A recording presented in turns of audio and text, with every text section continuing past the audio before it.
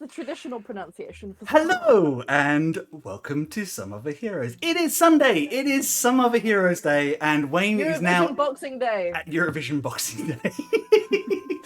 Wayne is now actively poking Charlie to make her say things as we're coming in. It's really funny. Is that what's happening? I don't know what you're talking about. Hi, we are Some Other Heroes. We are queer dungeoneers, gay geeks, and all-round nerds playing a game of homebrew 5th edition Dungeons & Dragons set in a world of skyships, floating islands, strange magics, and deep, deep mysteries.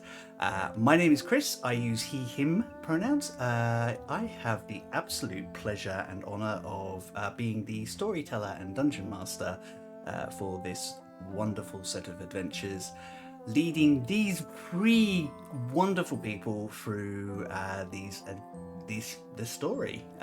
So I'm going to let them introduce themselves though. And I'm going to start with Wayne.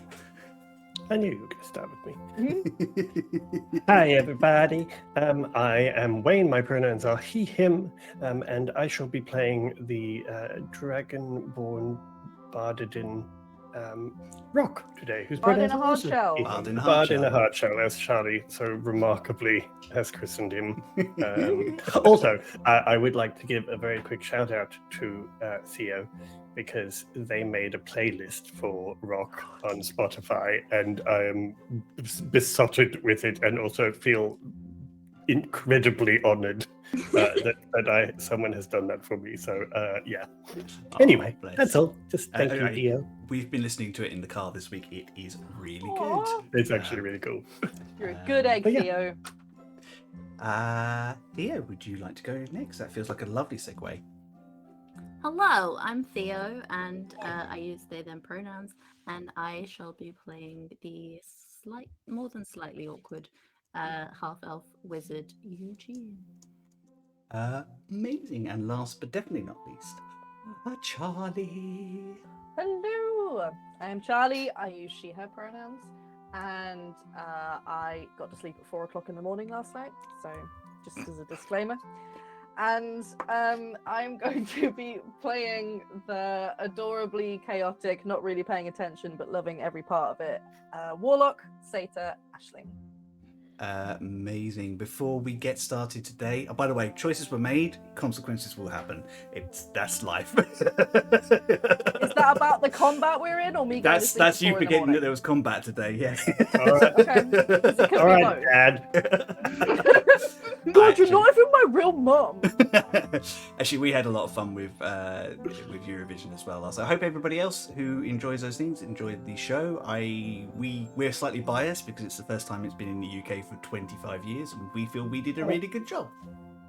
It's gorgeous. Oh, yeah. Actually, I'm just going to step in here, as Mates of Fate has just reminded me that I wanted to say thank you. We've hit 200 followers on Twitch, That's amazing. which I saw just before we went live. Oh, So wow. I just wanted to say thank you to everybody who has been here from the beginning, and everyone new who has joined us to follow us, and everyone who watches us on YouTube. Honestly, when we started this, we were excited to get 20 people. Yeah. So it's actually amazing that we have 200 people who have deigned to join us and follow us, and we are very, very appreciative. Incredibly Thank you, appreciative. everyone. Thank you so much, everybody, and 200 of us. Wow. Okay, well that's amazing. Better put on our best face, guys. 200 people now. Oh, God, now you tell me. Yeah, God. they're not all watching, are they? Not at the same time. Before we start, there are some people we'd love to give a shout out. First off, Bespectacled Man and the wonderful feline trickster, two lovely, lovely human beings who are our dear friends and are mods. They are there to keep the chat safe and friendly for everybody. They're lovely people. They will look after you, but they also carry big hammers. So if you do spot a bot and we don't, they will take care of it. Do not worry.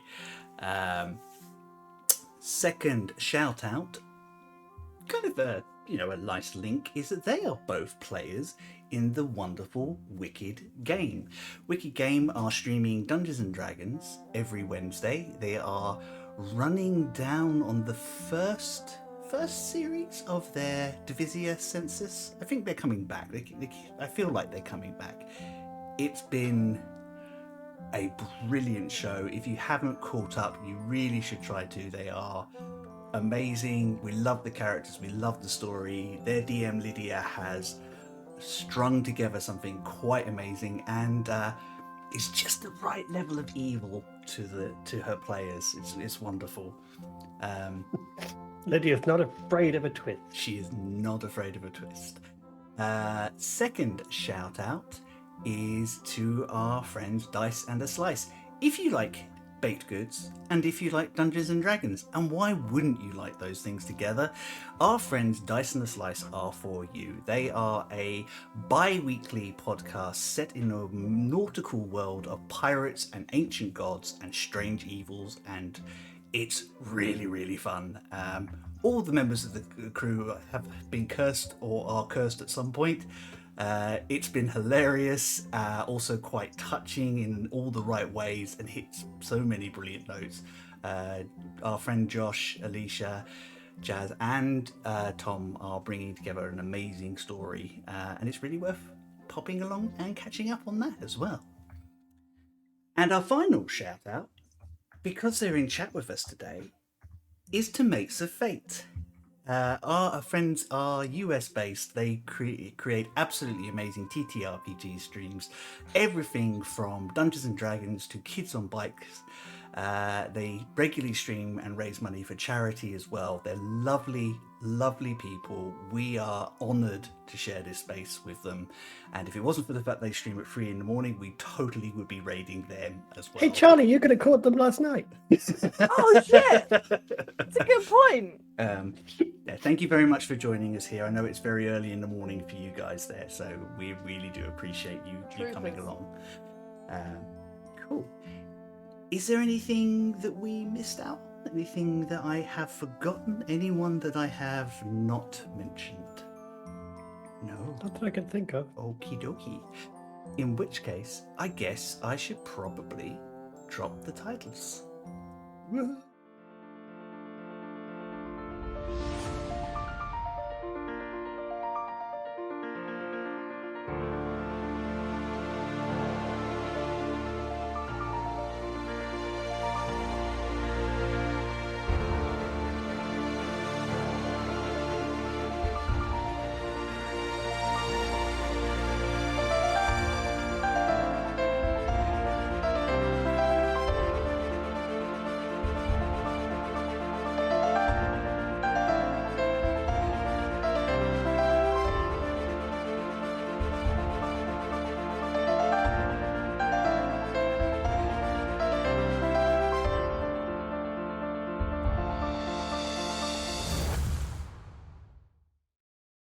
Like, well, this is how I die. Hello, we're back. Oh, I just watched Theo's face now. Just like Theo's like, it's gonna happen again. It's gonna happen again. I love this. It's great. Previously, on Some Other Heroes, our three friends have been relaxing in the city of Klauskern, allowing our dramatic dragonborn Rock a chance to recover from his trip to the other side, having died. I was dead. Really? You hadn't mentioned it. it's supposed to be a secret. Oh yeah, but don't tell anyone it's a secret. The party have been restocking on supplies, catching up with friends, checking with their research team, and a plan has been formed. They shall be going to the dubbed White Temple, secretly known as the Alabaster Temple to these three, then on to the city of New Doam. Before that, they need to wait for the ship to return, which is they left in Daklan, a foreign nation, and has been making its way back. Whilst they do that, they picked up some new equipment from their friend Loot. A date was had between Eugene and Gris Hemlock, which is really, really lovely. And Dirty laugh. Because Chris almost called him Gristle. and Aisling got some new boots with frogs on Hell the top. yeah, I do. You got frog wellies. I You got forgot frog- about those. Forgot to draw my frog. Shit, that's my first note today. On their way back Probably your only note today. on their way back home, they were intercepted by Mia of the River Rats, the halfling who was involved in the initial cultic activities of Cotton and the Embers, the enemies that these three have been fighting for some time. Mia informed them that the Merregon, a strange band of demonic entities that attacked them before, were back in Cloud's Cairn. They rushed to the scene to find that one of the Tin Hats, one of the local watch, had been murdered. And as they went to investigate the body, 6 Merregon apparated nearby them. So, I guess I'm going to start today's episode by saying, can the three of you please roll initiative? I guess. Suppose. Whilst you do that, I am going to pop us over to... It's my initiative now. Oh, God, that's... We've Hold on had one chill second. music for so long. You've had chill music for weeks.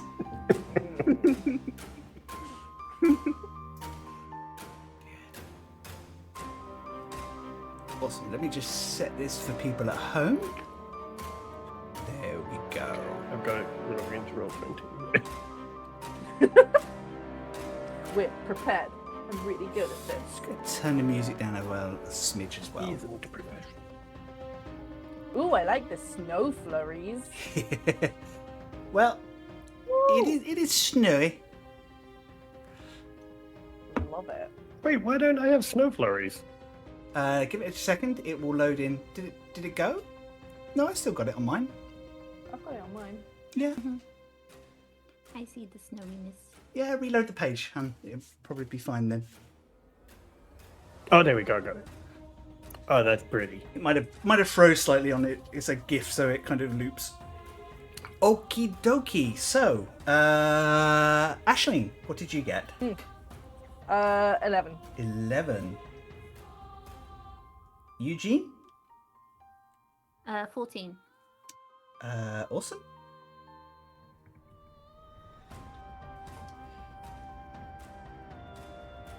And Rock. 23. 23. Damn. I think that is the All highest right. initiative I've ever rolled. Fucking hard shell. You are up first, followed by Mia. Good. Okay, if the snow does stop for people, I apologise. It's just the load on roll 20. It'll probably come and go as it feels like it. You're not just fucking with time again. No, it's all fine. Okay, good. Right. What are we doing? Right, let's have a look. Where are we? Yeah, Cloud's Oh. Cairn weather is really unpredictable. Yeah. Why are they, Chris? They're all a bit spread out. Can you make them come? I don't know. It's almost like last time you cast a big spell that hit several of them at the same time. Not me. I didn't do it.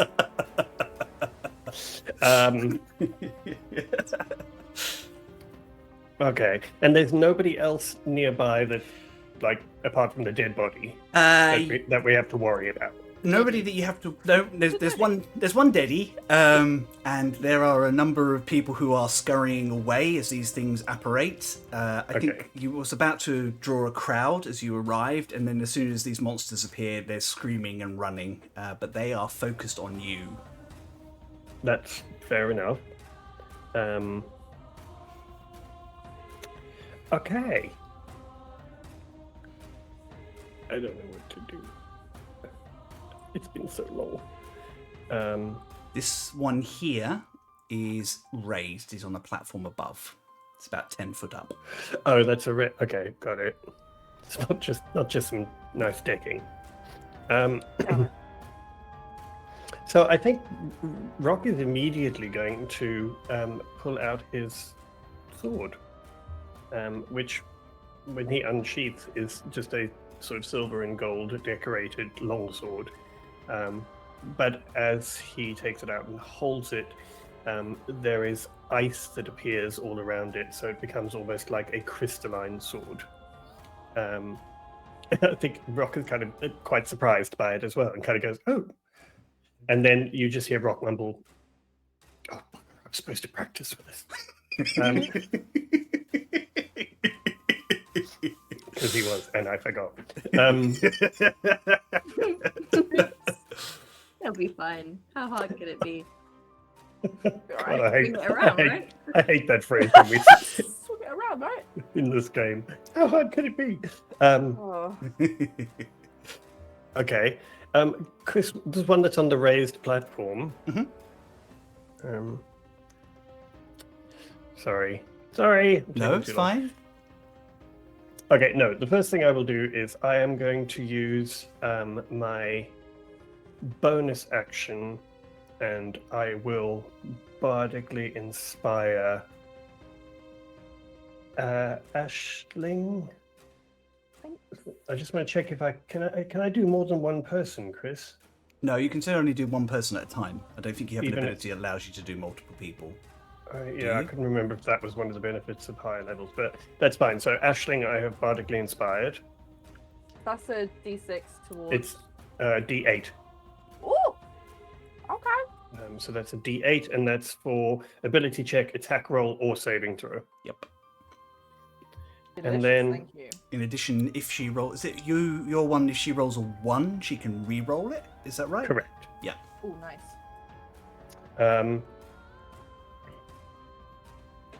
And then I am going to step back slightly, or to the side slightly, so I'm between Ashling and Eugene. Mm-hmm. And I'm going to hold my action for when one of the Merregon gets close to us, to within my range. Amazing. So if one of them comes in range, you will attack. I will take an attack with my sword. Amazing. Cool. That will make it Mia's go. Hang on 1 second. Perfect. That's what I wanted. Mia takes a look at the situation, and they Leaves. Yeah, like, you guys have got this, right? No, they are going to point to the Merregon that's got the higher ground, and you all hear this cacophonous near them, this cacophonous sort of, and their eyes flash silver, and suddenly there's like a black, like miasma around this creature's head. It needs to make an intelligence saving throw.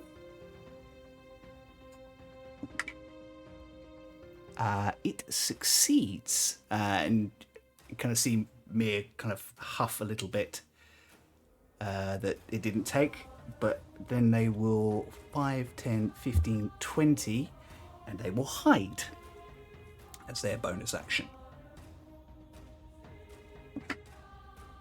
Bless you. Oh, they disappear from view as they dive behind some boxes. Even you guys lose sight of them. That will make it one of the Merregons go. This one will 5, 10, 15, 20, 25, 30. Dash in at Rock. I attack with my sword. You attack him as he comes in.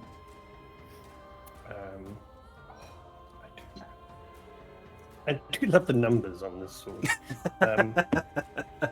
Okay, that's a 23 to hit. 23 will hit. And it will take 8 and 6, 14 points of slashing damage. Mm-hmm. Oops, I pushed the wrong button. And doesn't it take some radiant as well? I am just checking because these are fiends, correct? They do count as fiends, yes. Okay, cool. You smelled them coming. It also takes 4 radiant damage. Amazing. Total of 18 damage. Excellent. Cool. Another of the Merregon. This one. Sorry, actually, it gets an attack. I forgot. Yeah, I stepped in because I was You holding stepped it. in. It will make 2 attacks with its halberd. I'm probably guessing that a 11 doesn't hit. Yep. 18. Not anymore. Oh! So this kind of rushes in with his halberd, takes 1 strike, and you kind of block it with your greatsword, and it comes round for a second strike, and it just pings off of your pauldron. I think Rock is probably just actually quite stunned because he's not used to having armor like this or having a sword like this. So he's a bit kind of cringes as it swings at him, and then kind of goes, "Oh, I do like that." So, third attack, sorry, natural 1. I think it's just kind of caught offhand. It dies. No, it does not die. Worth try. The one on top of the over here will aims a heavy crossbow at Eugene. Feel your face.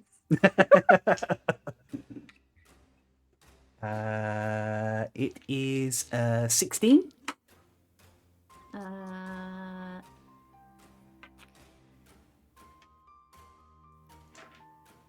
Sorry, I'm just seeing how much if I have prepared shield, which I don't think I have. No worries. Why don't I have that prepared? Yeah, that hits. Chris, just a quick question of clarification with the squares. How far away would Eugene be classed as from me currently? Currently 10 foot. Okay. You take 8 points of piercing damage as this crossbow bolt hits you in the shoulder.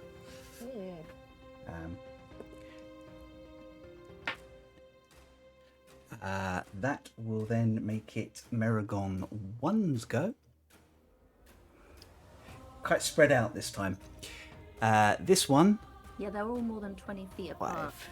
10, Oh, 15, no. 20, Like, why 25, does that matter? 30. I can't Yeah, what imagine. could that possibly be hindering? And will take its halberd and try and strike at Aisling. As it does, its voice can be heard. Give us the box and we will allow you to escape. No. 12, a 14, and a dirty 20. 12 and 14 doesn't hit. 20 Okey-doke. does. Awesome. That is 13 points of slashing damage. No, I don't think it is. I think I'm going to hellish rebuke that.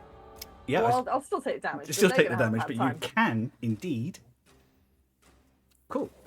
It's a what save is it?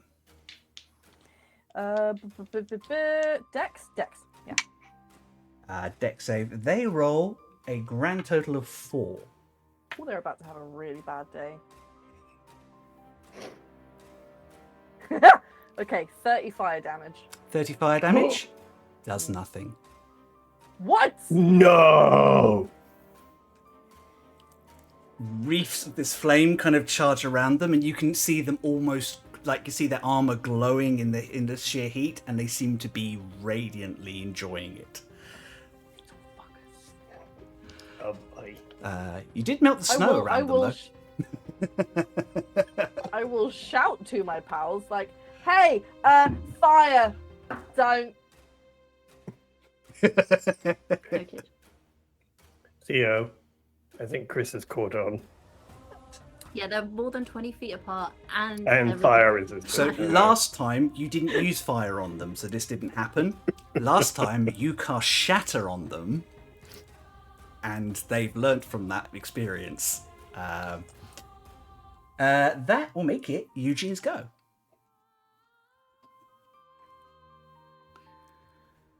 Okay. I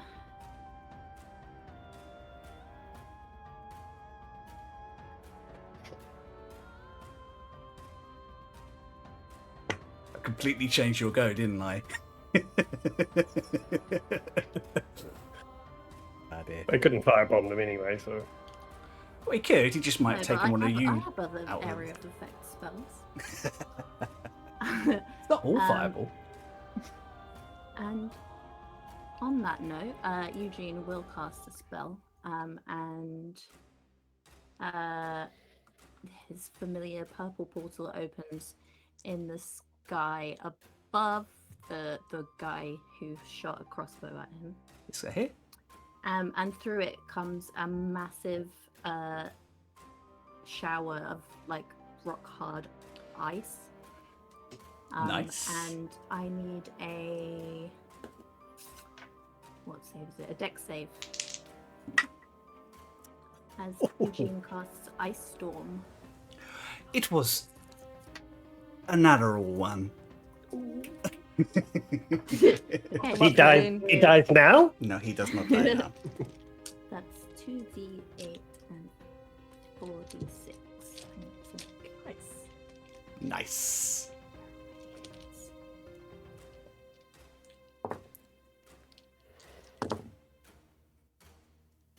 Okay, so that's 10 bludgeoning damage and 13 cold damage. Damn. Okie dokie. And the 20-foot radius around him is difficult terrain. Awesome. So, what do I need to draw in there? Did anyone else's D&D Beyond just get bored and just stop? Not D&D really. Beyond. Yep, because mine did. Oh dear. Oh, I hope it's not playing up again. Though I did save a PDF version of your characters just in case. Yeah, that's the smart thing that I forgot to do. Oh, you're fine. Oh, for God's sake. There we go. Okay, cool. So about there, yeah? Yeah. So there's now a hailstorm in that area until the end of my next turn. Amazing. So this big portal opens up and it starts raining rocks of ice there.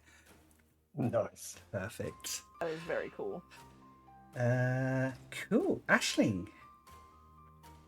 Yeah. Bear with. One week, I'm gonna see if it's just my iPad that's being a shit, No worries. or if it's. But Yeah, I'm pretty sure I'm gonna cast Armor of Agathis on myself. Oh, good, it's working on my computer. Okay, cool. Yeah, I will cast Armor of Agathis on myself, Mhm. and with my bonus, I think I'm gonna use my cool sword, my new one. Cool. Because it can do, what's that one that it can do? Got two choices. Yeah, it's got Guiding Swarm, which will give one of the bad guys disadvantage on their next melee attack to me. Is that right? That's right. So the next attacks, I think, is it for the next round? Yeah. Yeah. So I think I'll do it on this guy here. It's just on you. It's Oh, it's non-specific. just on me. I Yeah. thought I had to target Oh. someone in particular. Cool. For the next round, attacks against you are at disadvantage. That's Cool. That's the All right, intention. so my of them. cool stained glass sword will sort of Shatter. separate into lots of little shards and fly around me. So he watches as she pulls out her sword and holds it up, and as she does, it breaks. And I think there's a moment of Eugene and Rock going, "Oh!" And as it does, each of the shards That's supposed to do that. open up and turn into small glass butterflies that flit around her in a defensive motion. And anytime this Merregon kind of looks for an opening, they're kind of going up in its face and where its face should be, and kind of being quite distracting. Awesome. The little butterflies have their little hands up, though. Just kind of with their little proboscis on the. Yeah, you want to go? Lovely. Cool. Good go. So, one of the Merregon over here will charge 5, 10, 15 at Eugene and make 3 attacks.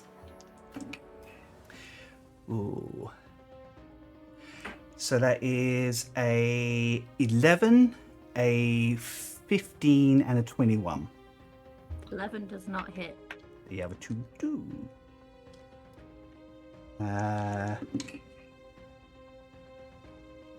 Doing a total of 22 slashing damage. Okay.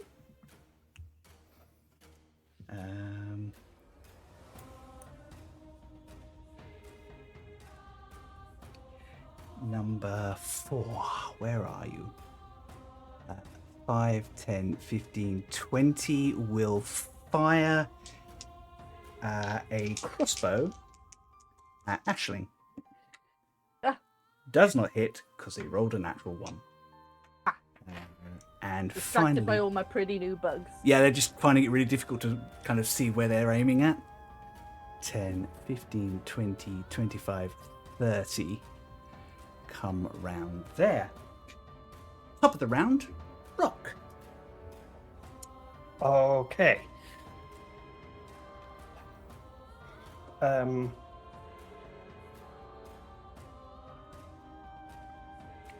Okay, I'm going to attack the one that is in front of me. Mm-hmm. And I will do that with my big sword. And that is a 24 to hit. Will definitely hit. So it takes 8 and 6 again. 14 damage. 14 slashing damage again. 14 slashing damage. Awesome. Plus 7 radiant damage. 7 radiant, so it's 21 in total. Yep. It is not looking like it's having a nice time. And then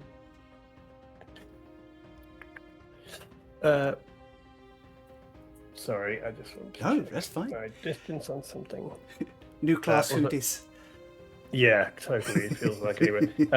I'm going to step back here so that I'm still between, but I'm 5 from Eugene. Okay, that's no worries. And for my bonus action, he says, looking at what his bonus actions are now.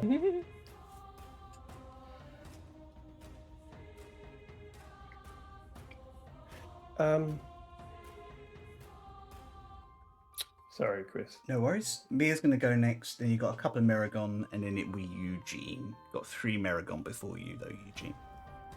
Okay, so what I will do is just bardically inspire Eugene Amazing. for my bonus action. Yeah, okay. Cool. Mia, sensing an opportunity, will rush out with a dagger and stab the Merregon next to Rock. Almost come out of nowhere. Natural 20. Probably scares the shit out of Ooh. Rocks. Oh no. Rocks like that. What the fuck? Oh god, it's you. Yeah, because it's almost like the shadows just melt away from them again as well. And they get 1, so they get 4d6 damage.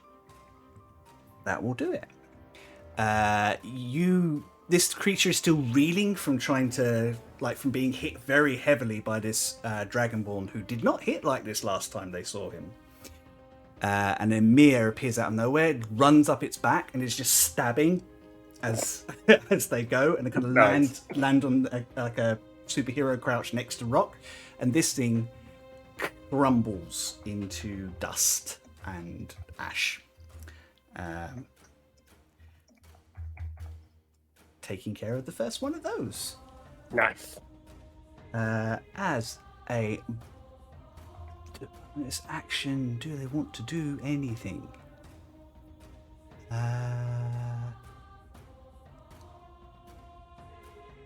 No, they will save. That's the end of their go. Then the Merregon, who are up. We just lost one of them. I didn't make note of who, but that's okay. 3. Merregon number 5 is dead. 6 will... It's going to jump down. I think it sees Rock as a threat. 10, 15. Obviously. It's a new sensation, definitely.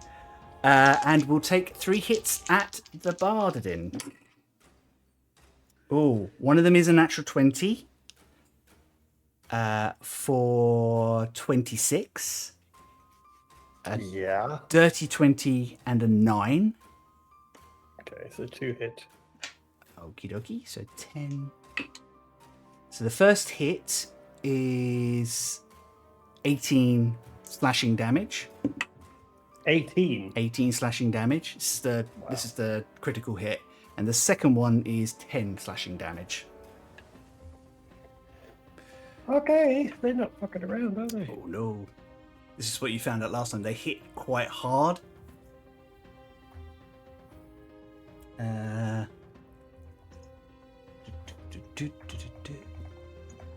This one is going to try and hit. Doesn't really understand what this whole kaleidoscope around Aisling is about.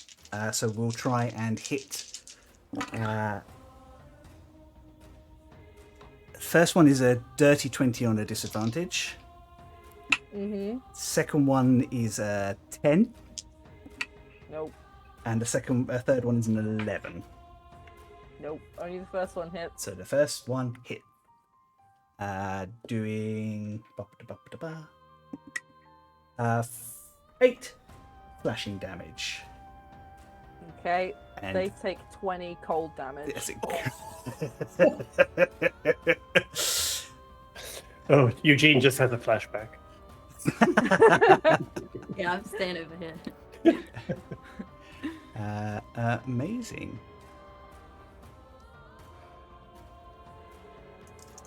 Doesn't seem to do quite as much damage as you would have expected, though. Well, better than the fire. Better than the fire. God damn it.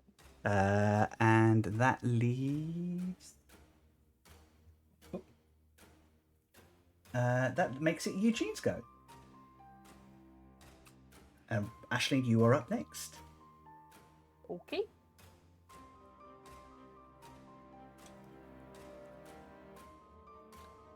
Okay, Eugene is going to cast.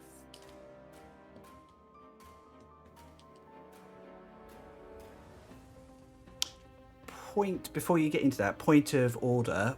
The sleet storm thing that creature was in, does it take any damage at the beginning of its turn, or is it the beginning of your turn? No. No, and after my turn is done, it's gone. Okie dokie.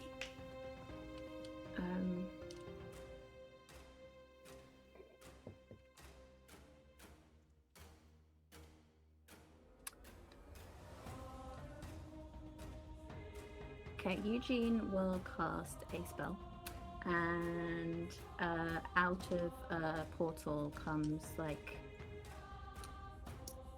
this kind of smoky, dark blackness, and surrounds number 2, number 4, and number 3. Ooh. I need a con save. All 3 of them, yeah? Yeah. And I'm casting blindness. Ooh. Nice. Number 2, the one next to you, rolled a wonderfully high 7. The others rolled dirty 20. Okay. So the one next to me is blinded. He's blind. Awesome. So just for you guys, we get advantage on attacks against it, and all its attacks are at disadvantage. Which And was that's that? 2, 3, and 4, yeah? I'm trying That's to. number 2, the other 2 saves. Number Oh, 2. okay. Oh, Yeah. okay, cool. Amazing. Oh, well, that's good. Yeah, that And symbol. I think it also automatically fails any ability check that requires sight. That's cool. Just going to zoom in a little bit because now we're all together. Awesome. Anything else you'd like to do with your turn? No, I'm going to stay there near Rock. No problem.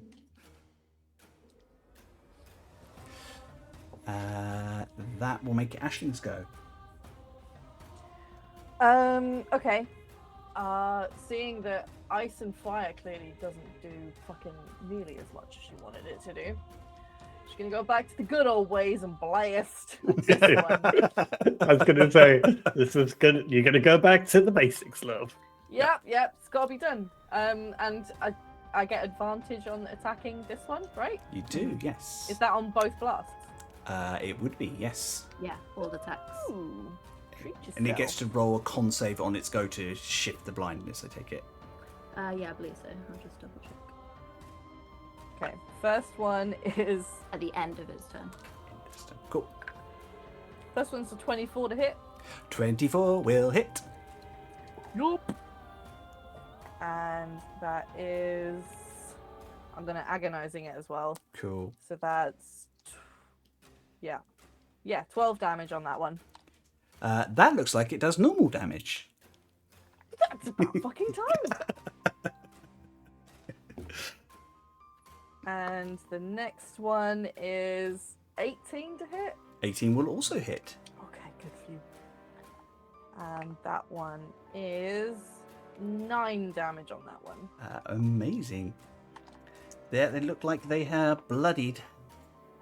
I will also use my bonus, because I've still got a bunch of charges on my cool sword, to get it to do the Hungry Swarm now.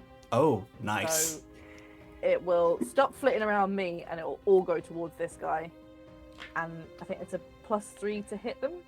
No, it's only when they hit you. Oh, it's only when they hit yeah. me. Oh, I see. So it's just a reactive thing. Both Yeah. things. This So does. they're either Okay. they make it harder to hit you, or they do damage when they hit you.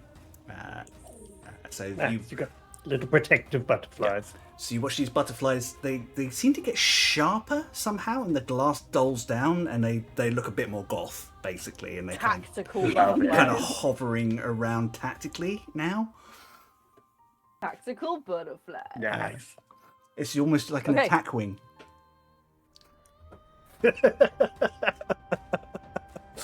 Thank you, Please Theo. come and take this man. Dear. Anything We else? just got to 200 followers, and you're going to get rid of them all. Cool. No, I'm good. I've run out of shit to do, and I'm quite happy standing where I am because nowhere is safe. Nope.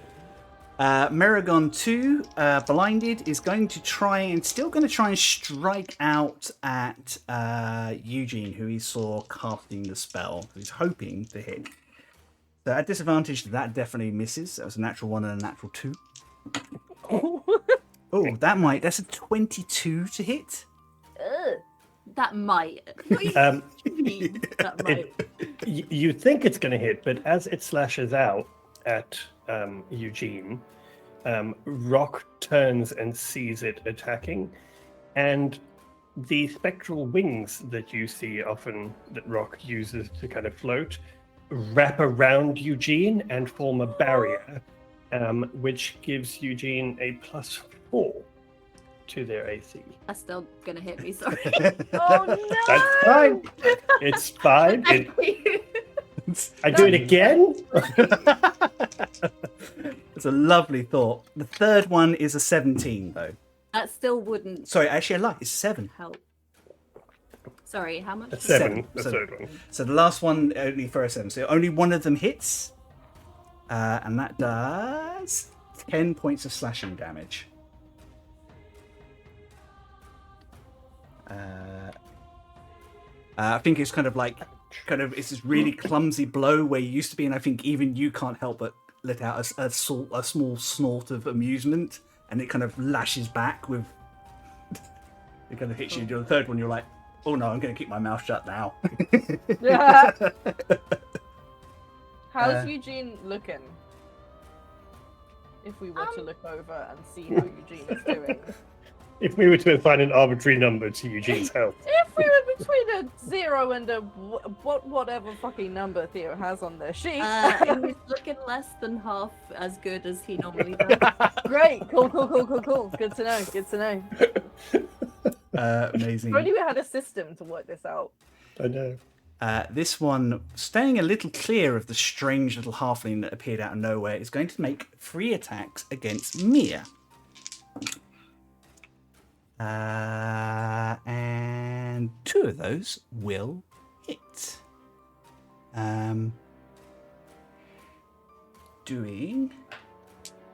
But yeah. Cool, 9, 17. But they are going to uncanny dodge the last one of those. Cool, so they take a total of 12 damage. Something like that. Anyway, you watch as it kind of like lays in. It kind of first attack gets Mia by mistake, gets Mia off foot. Second time they kind of narrowly dodge as it comes in too close, like very close to them. Last one is going to move up on Rock and keeping a little bit of a distance. Because they got reach, it's going to make 3 strikes at the Dragonborn. That is a 14, a 13, and a 24. 24 does hit. Okie dokie. Doing a total of 6 slashing damage. Okay. Amazing. Top of the round, Rock. Okay. How is everybody looking? I'm good.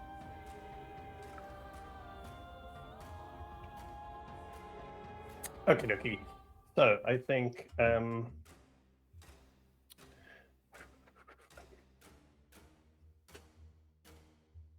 Chris, this thing that Mia was hiding behind, what is it? It's kind of like a market stall, or it would be a market stall if there was anyone around. It's just a series of boxes at the moment. Some of them are open with displays on them. Okay.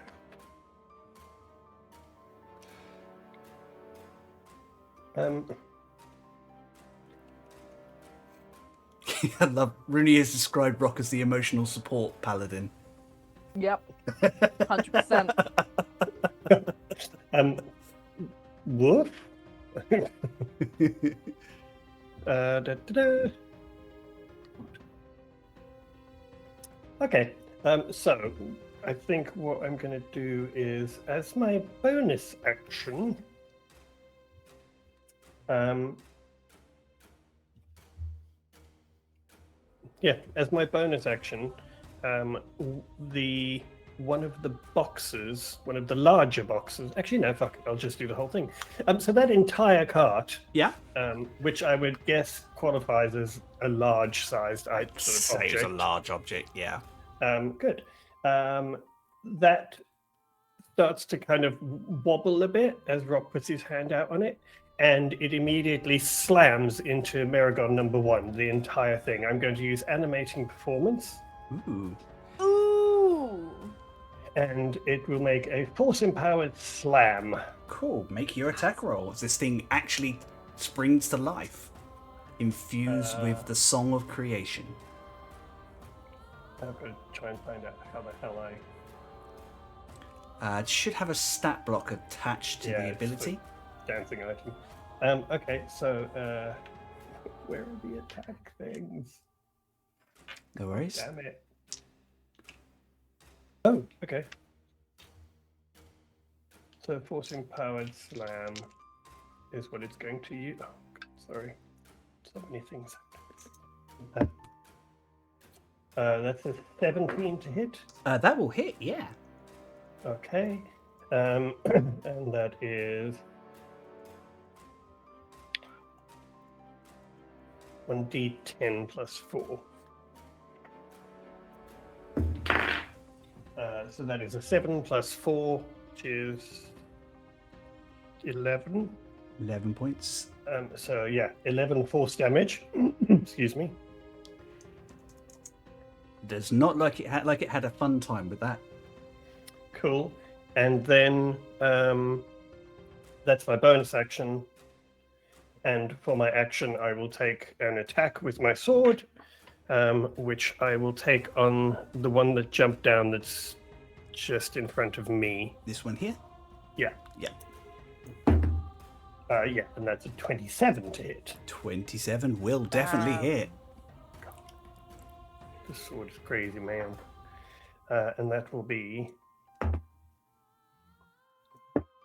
3 and 6 is 9, plus 6 is 15 slashing damage, 15 slashing. plus 1 radiant. Oh no, hang on, sorry, rolled the wrong dice. I beg your pardon. Sorry. But that's better though. 7 radiant damage. That's a lot better. And then I'm going to use, if it's still up, I'm going to use a Divine Smite. Yeah, you can. You Okay. can use the Divine Smite on your go. That's a nice feature about that one. I'll use the Divine Smite, which will give 7 and 2, which is 9 radiant damage. This thing goes from looking completely healthy to having the worst day of its existence. You watch as Rock brings this greatsword down, this icy greatsword, and well, you tell us, how does it look when the Divine Smite hits? Oh, I haven't even thought about that. Make sure you let your paladins flavor their Divine Smites.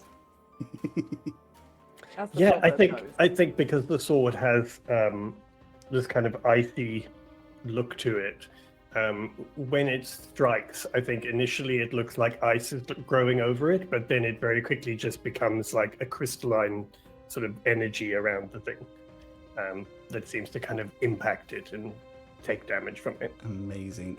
If I may flavor that further, I think it's almost in the shape of a long serpentine dragon as it kind of Oh, I like that. Yeah, stretches up and then explodes out in bright light. Delicious. Radiant damage. Oh, radiant. Lovely. What a go. That is awesome.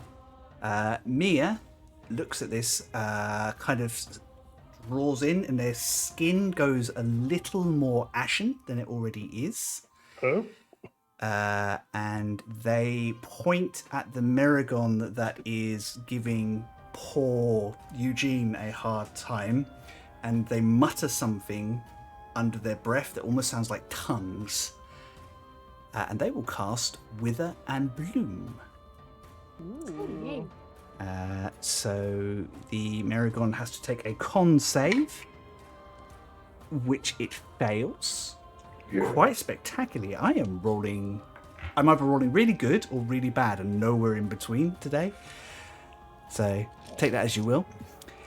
And they're going to cast it at 3rd level, which means they do... Let's see, 3rd level higher, increases by 1d6, so that is 3d6. That's 2 6s on those dice, for a total of 15 damage, ouch. which they then draw this life energy out of the thing, and as it kind of comes out of it, it turns almost into an ashling. I think you noticed this, white vine-like energy, which then charges into Eugene, and you can roll a hit dice to regain hit points. Yay. That's cool. Plus 3 for their, so whatever you roll, add 3 to that as well. Decent. I think Rock just says to me, "Have you've learned some new tricks?" I did, yes. I was left with some new skills which I've been trying to learn. Oh, well, very impressive. Although you're looking a little ashy, you should moisturize, dear, moisturize. Kind of, as the spells fades, their skin turns back to normal. Oh, I take it back. There you are. You look great. I mean, they're still very pale. Middle of combat and Rocks are in shade. In combat, there's no excuse to look terrible. And that was 15. Make an effort, though. Back on top form. Merregon 5 is dead. Merregon 6 is going to make an attack against Eugene, Rock, and Mia. Because you're all being a pain and it doesn't like any of you. All I'm three a of us. favorite. One I'm against a each of you, favourite. multi-attack. I don't like it. That is a 21 against Eugene. A natural 1 against Rock. And a 9 against Mia. Sorry, Eugene, you're the only one that got hit with that. Oh no, the squishy one. Yeah. For a total of 7 slashing damage. Okay. Cool. Merregon 1, where are you at? Is going to stay on target. 3 strikes against Aisling. 18, a 7, and a 6. 18. Sorry, 7. So 2 7s. An 18 Good. hits. Don't forget you've got your butterflies up. They do Yeah. 6 points of slashing damage against you. Bummer. Eugene, you're up next. Oh, they still take whatever amount of damage they would take from their frost resistance. They still take 20 as well. So, yep. Yeah, because it should be dealing 30, so however much they take from that. 30. Lost. Yeah, okay. Still take 15. Cool. Blimey. And did I 30 take damage any- from your armor. Yeah, cast Yeah. at 5th level now. Hell. Wow. And what was that? What damage did I take? Sorry, You took 6. 6 damage, 6 slashing damage. All right, cool. And how much did they take from the butterflies? It should say on the sword. Yes, let me find out. No worries. A +3 to hit, so they need to roll to hit. Yep. These Oh, that was a nat 20. amazing. So they. Okay. There's some deadly butterflies. It's a Wow. d6 +3. So am I doing 6 plus whatever I roll next? Yes, that's right. So 6 plus whatever you roll next, and then the 3 on top of that. Okay, so that was a 10 total, everything. Because I only Cool. rolled a 1 on that one. Do you want to describe how your butterflies eviscerate this Merregon? Oh, with their sharp little Yes. wings. Yes, I do, and I think it's going to be gross. I think it's going to Ashling's be got vish. scarab beetle from the Mummy style, where they kind of go in and then come out. Wow. And this is kind of something very interesting from this. As you watch as this thing strikes into Aisling, all the butterflies run up the armor and they find little gaps in it and go inside, and you hear snipping and cutting. The armor starts to peel away. There is nothing inside this strange creature. The baby face falls off, clunk, clunk, clunk, and this armor is completely empty. And as it collapses to the floor, it turns into that dust and ash. Oh, I hated every part of that. I'm just going to look at Ashley and Eugene's going, that. I mean, that's not what I expected. I mean, it's still hideous, but it's certainly not what I expected. You were expecting a little fiend inside going. "Oh!" Yeah, well, I thought there'd at least be a little fiend with like joysticks or something. Yeah, like that scene in Men in Black. Yep. I'll Nothing in there. push the ash with my little frog welly to see if it does anything. It just kind of disappears into nothingness as it returns to the See? infernal realm it came from. See, you picked on me for poking it with a rapier, but you doing the same with your wellies. These are cute. My rapier's adorable. Don't get ash on our wellies, Aisling. Our? Wow. Our? You're a kept demon. I spend all the money here. Oh, Amazing. damn. Plus, I have Dark One's Blessing, so now I get 12 temporary hit points because I reduce something to 0. Fantastic. Wow. Merregon 1 is dead. That makes it Eugene's go. Then, Ashley, you are up next. Okay. All right. Eugene is gonna sort of sidestep around this way a little. And then I am going to teleport Right over here. Bye. Later. And as I leave, there is a thunderous echo of thunder, and I'm casting Thunder Step. Nice. Hell Is a yeah. con save, please. A con save.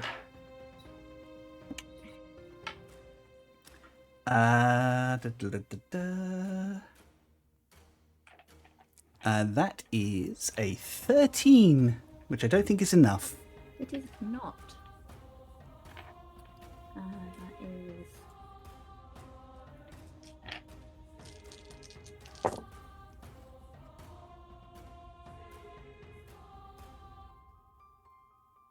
$33 thunder damage. 33 thunder Damn. damage.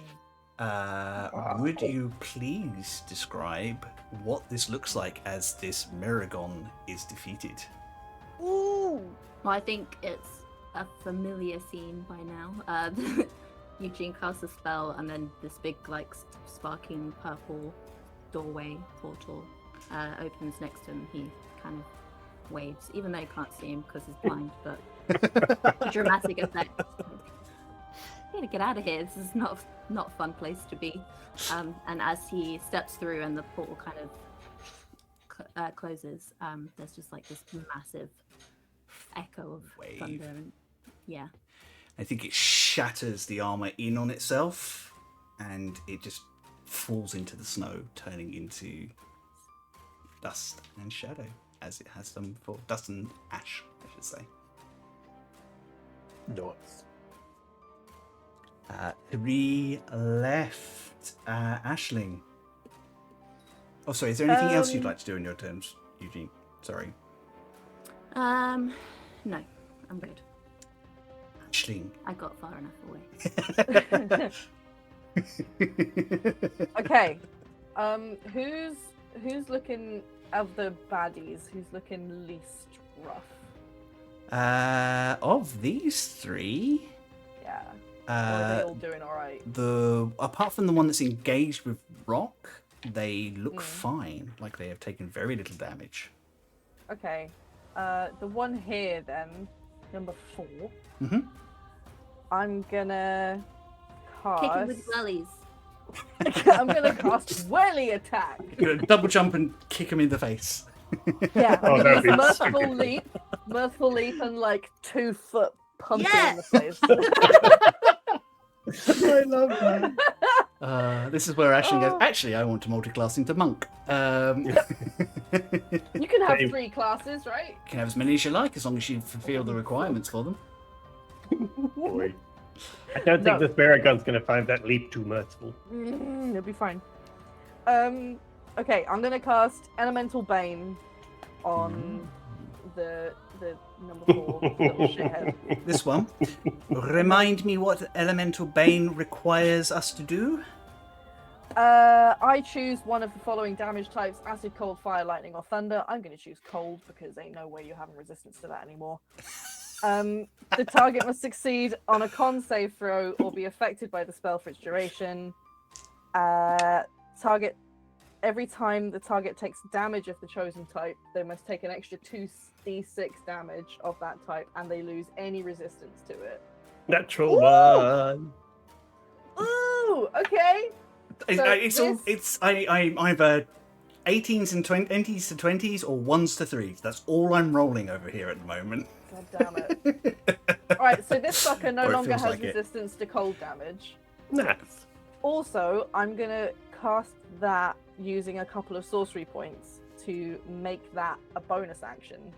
Oh, lovely. Ooh. Lovely. So I can still blast them. Nice. That is... Look at you sorcering. I know, my god. Yeah. Go so I'm with gonna your blasts. almost blast him. So yeah, this dickhead's gonna get blasted. You've made him resistant to cold, but you're going to blast him away anyway. Uh-huh. Well, just in case he It's a matter of tries principle. in case he tries to fucking get up in my grill, he still has to take the full damage of my armor. Fair enough. Okay, that's a 25. 25 Does will that possibly definitely hit? hit, yes. Okay, cool. Okay, 14 damage on that one. 14? Nice. Actually, no, I'm gonna. Don't forget you have a bardic inspiration. That's exactly what I was just gonna use. What was it again? A plus D8. D8. D8. Oh, But you can yeah, roll a bardic D8. inspiration. That's better. Okay, that's 19 to hit. 19 will hit. And that is another 10 damage on top of that. Ooh, nice. You've done him 24 damage in one Sorry about round. it. And now if he fucking touches me, he's gonna get frozed. Actually, like, come on, do your work. They know you did Oh, yeah, something she to them, will- but they do not know what you did. Oh, she will properly like smack talk to their face and try and antagonize them. Fantastic. That's me. Cool. Merregon 2 is Merregon. Merregon to electric boogaloo. Merregon 5 is also gone. Who's the Merregon without a number? They should all have number The ancient one. 4, The unspoken one. 3, and 6. Okay, 6 is still Oh no, hang on. Merregon 4. I just said Merregon 4 was gone. It's not. It's right there. Oh, does he have to be? Yeah. I am confusing myself. Don't worry about it. Okay, Merregon 4 didn't like that, Aisling, and is frankly not smart enough to realise what you've done to it, so he's going to take 3 strikes at you. there. I'm doing a proper Gary boy, like, come on then. So a 19, a 26, and a 14 to hit. All apart from the 14 hit. Okie dokie. I'm swimming in temporary hit points. I don't care. That is 13 plus 7, 20 points of slashing damage. All right, is that from both hits? That is from both the hits. Okay, well then they take 30. So Hi, do you want to Worth describe it. how this Merregon kills itself? yes, delicious. I feel like even though it's 20, so it still kind of hurts. Ashley's just got a grin on because she knows exactly what's gonna happen. So she just watches this dickhead do whatever it does, and then slowly starts to like freeze from whatever it attacked with, and just crisps them up, and they shatter. Love that. Yeah, they kind of hit you with this halberd, and then they can't pull it away as you've got hold of And it I'm in just your armor. watching. I'm just like, ow. You watch this frost creep up the haft of this halberd, up its arms, all across its armor, and then Oh, what's that? Oh no! Oh. and they're gone. How unexpected! And you don't forget you killed something, so you regain 12 temporary hit points. 12 temporary hit points. Note to self: don't mess with Aisling when she's been up till 4 a.m. Oh, maybe this is my It's every secret. night because Ashley doesn't sleep. That's true. Maybe this is it. I need to be really method. Every Saturday, I just don't sleep. Yeah, no. Fine. There can't be negative repercussions from that. This Merregon here is going to strike at Mir and Rock. So 2 against the Dragonborn who they perceive as the bigger threat, and 1 against Mir. So do one for Mir first. So boring. That is not going to hit. Mir dodges out the way. Natural 20 for 26 and a 17 against Rock. 26 hits, 17 doesn't. Okie dokie. So you take 23 slashing damage as it finds kind of like a one spot. There's a spot just under your arm, and it kind of aims in with the halberd. Oh, that's cheating!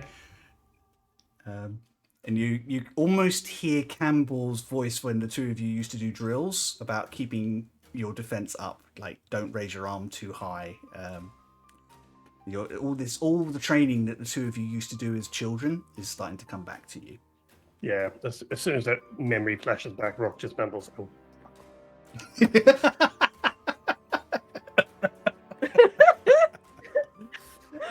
Top of the round, Rock. How would you like to respond to that? Well, the first thing I'm going to do is I'm going to hit it with the cart. So the cart that moved That up poor there, that cart. slammed into that one, is going to come right back down and slam into the one in front of me. I know we haven't actually got a cart, but That's fine. I could probably yeah. find one. so I'm going to slam. Well, I wouldn't bother to. It's not going to be too long. I don't. Okay, fair enough. So slam into it, which is a 24 to hit, 24 will hit. and 10. What the hell is your attack bonus now? Well, for the cart thing, it's a +8 to hit. It's for a fucking cart. Yeah, Yeah. it's a spellcasting modifier. Well, it's huge. So that is an 8 plus 4, so that's a 12 force damage into the one that I had already attacked before. So I feel like Mia kind of looks up as this cart kind of hovers above the two of them and just kind of drops on this guy. Or actually, is it more like a thwack? No, it's more like a flying, like those things where somebody steps out into the road and a bus hits them in comedies. It's like that. I like that you clarified in comedy, Yes, not in sir. real life. Not in real life. It's not funny in real life, I promise. Yep. Amazing. And what would you like to do with your action? So is that one in front of me still up though? Was it this one you were? I thought it was the other one you were trying to hit. No, it's this one. It is still alive. Yes. Oh, okay. Well, Rock's just like, oh, for God's sake, you're really annoying me now. And so for my, I just zoomed out. Sorry, I'm just trying to get back to space. And so I am going to then, for my action, Rock's kind of got the sword and kind of looking at the two of them, trying to decide which one to attack. And then he's just going to go, oh, for God's sake. And I'm going to cast Shatter over here behind the two that are left. So I need them to please make a Constitution saving throw, both of them. Constitution saving throws. Yep. 11 and a 10. Neither of which save. And I am going to do this at 4th level. Oh shit. So that is 5d8. 5d8. Yeah. Because I've had enough of this. Fuck 'em up. Fuck 'em up. Let's see. So, Fairly Get certain 'em. this is what happened to them last time. I think at least one of them 8 and- goes, "Oh no, not again." Yeah. 8 and 1 is 9. Oh my god. And then 8 and 6 is 14. That's That's right. 9. Yeah. That's So that's 23 in total. 23. And the last one is just a 2. So 25 under damage 25. to both of them. Do you want to describe how you destroy the Merregon in front of you? Yeah, as the shatter goes off, literally, it's just like it's like it's sort of pelted with pieces of like shrapnel, but they're invisible. You can't see anything. It just seems to be ripped to shreds by pieces that are invisible. I think it's a similar sort of thing to with the butterflies. That bits of it fly off, and there's like this hollow armor that just kind of collapses in on itself. But you do hear, "Not again," Nah. leaving one of them. And then for my movement, I will step between Mia and that one. Amazing. Mia's go. Mia's going to do a pop-up Oh, murder. sorry. Go on. Sorry, Mia, got in the way. No, it's right. They literally can pop between your legs because they are halfling. Indeed. Oh, yeah. So they will run between your legs, take advantage of the fact that you are engaged. That's a second natural 20. Oh my god. She hasn't got wild magic, has she? They don't know. Okay, good. They are not that type of sorcerer. 5. Nice. Okay, so 5, 10, 14 damage. This thing is now looking very, very rough. So I think, so they kind of out of nowhere, you're kind of like, I'm going to protect Mir, and suddenly out of nowhere, this dagger kind of comes in and just stabs this thing through a couple of vital locations. And then I think as a bonus action. Sorry, hang on. They are going to cast a Chardalon Stride. A what? Black smoke billows from their heels, and they back off from you for a second as they do so. Black smoke kind of billows from their heels, kind of like turning into this white, familiar sort of energy, and then they kind of duck down and they charge around the edge. And the ground where they touch, the snow melts and catches fire ever so slightly with this like ashy white flame. Run around the outer edge of the Merregon. And they're going to cast it at... I think they can only cast it at 3rd level, so that's fine.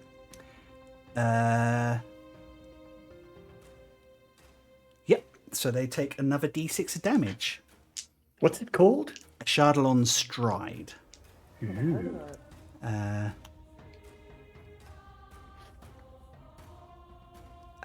Yep, so they can move around this thing without... So basically they go a little bit like the Flash, but with fire. Nice. 5 extra damage. It's... Oh!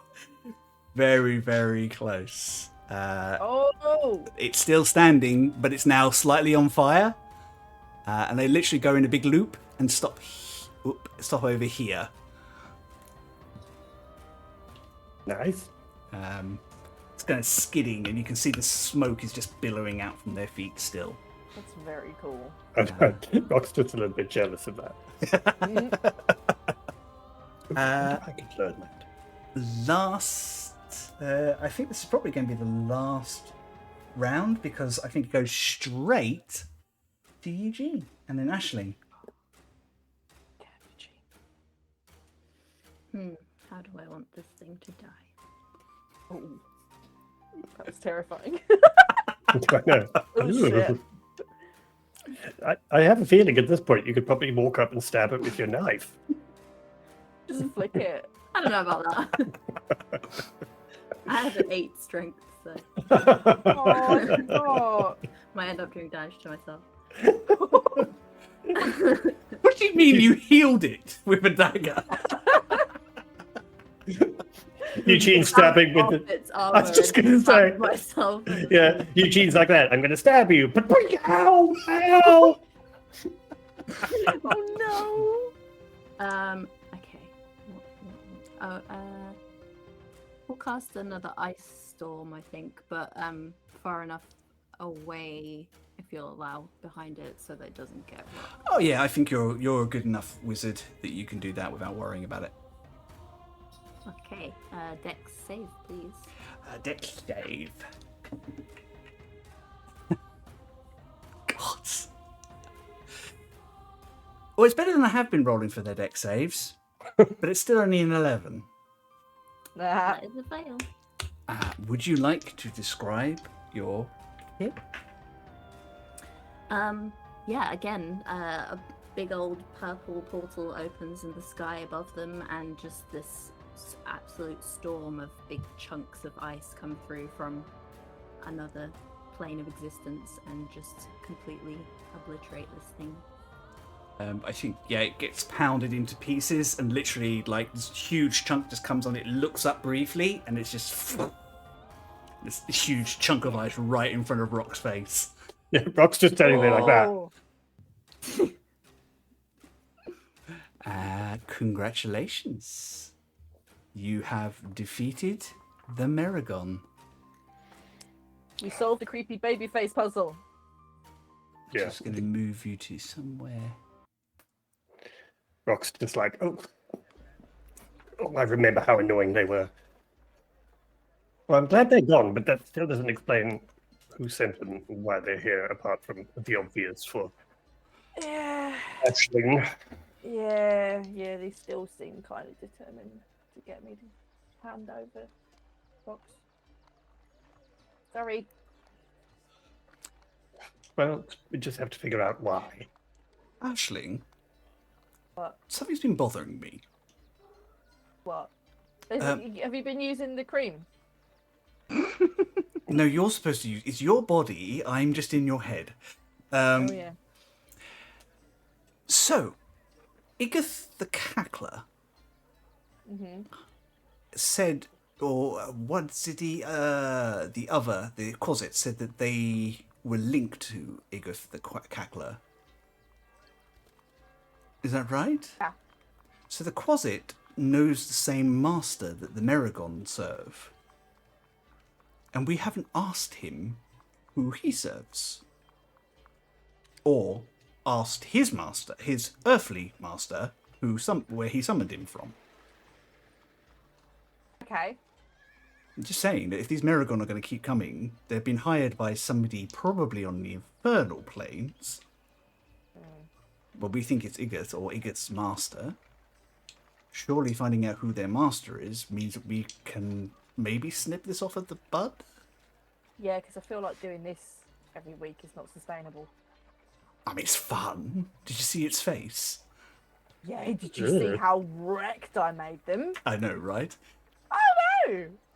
You're right there, Ashling. Yeah. It's all good. It's all good. Yeah, it's okay. Yeah. I need to sit down. I mean, the new armor's great, but that really hurt. They hit hard, those things. I know.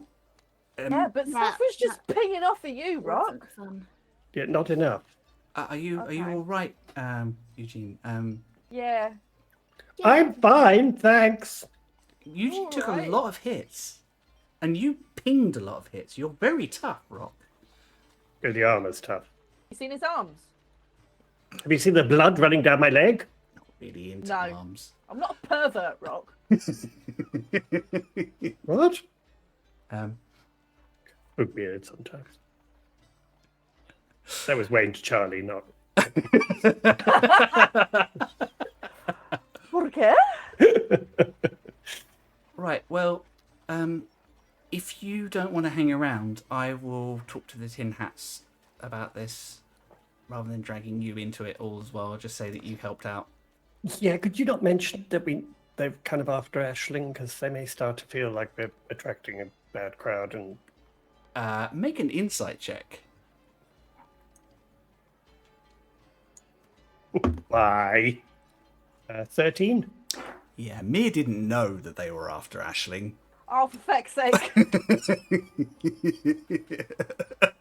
Wonderful. Well, now they do. I didn't realise that. Well, no, Stop but it's- joking, Rock, silly jokeman. But I'm just joking because she attracts such a terrible crowd of people. She just ignores the red flags. It's really quite weird. Anyway, we're going to go because I need to sit down. So thank you so much for letting us know, and do keep an eye out. Are you staying in the city much longer? No, we unfortunately have other things that we have to get to, but we won't be far. Okay. Well, no, we will be quite far, but not for very long. And it's a while. When you fought these things last time, how long was it before they came back again? It's been months. Eugene?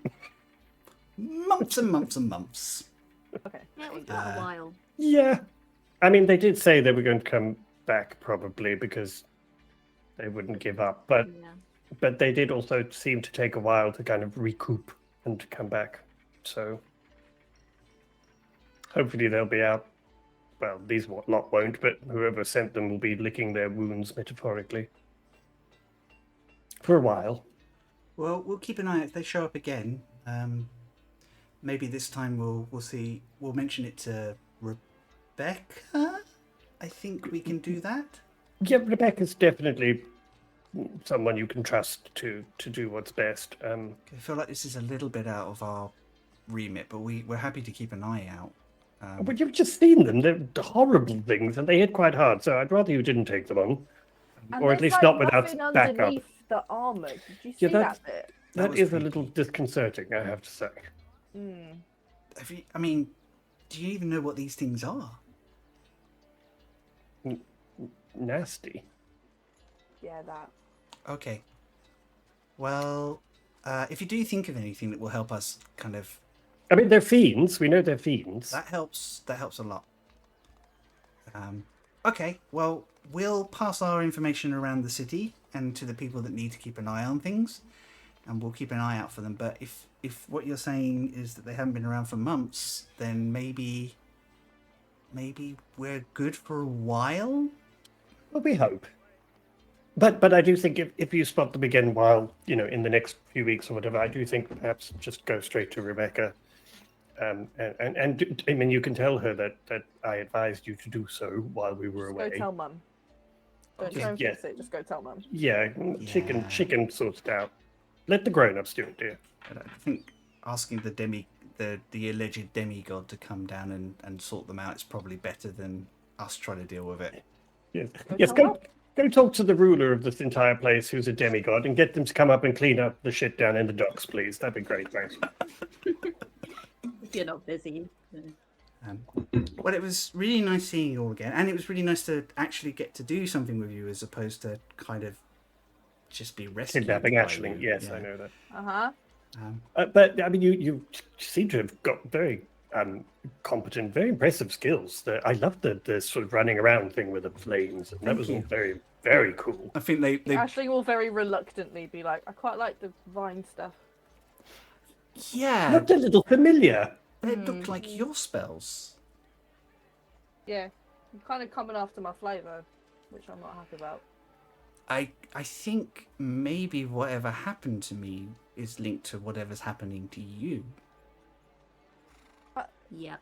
It's all connected, I'm telling you guys. Wait, but you kidnapped Aisling. It's not like Aisling did that to you. No, I didn't do No, anything. but the magic circles they were using, I found links to the realm of dust and shadows on the circles.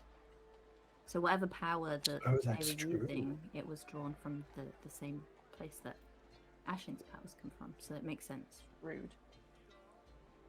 It's been Well, really one of you's going to have to useful. change. This is just It's embarrassing. really awkward. We should have run each other. I mean, they don't have me, so Yeah, that's true. I mean, this Mental high just five. this just again raises more questions, because I kind of understand if they're trying to get power and looking for the box and things, but then the power coming through to sort of impact Mia and all these kind of things. the way that Farkas explained it to Garrick and I when we were talking to them about it, they said that halflings have a natural magical resistance, so whatever the ritual was intended to do to me didn't take properly. It Well, it changed looks like me. you've got the good bits. Yeah, it's not all good, but at least I can control it, and I am me, which is... Yeah, you're not going to go around stealing people again, are you? Okay, just checking. I mean, if that starts to become a thing that you're thinking of, just sort of let us know in advance. The will other you? river Yeah, if rat, you so feel the urge, do like a 1 to 10.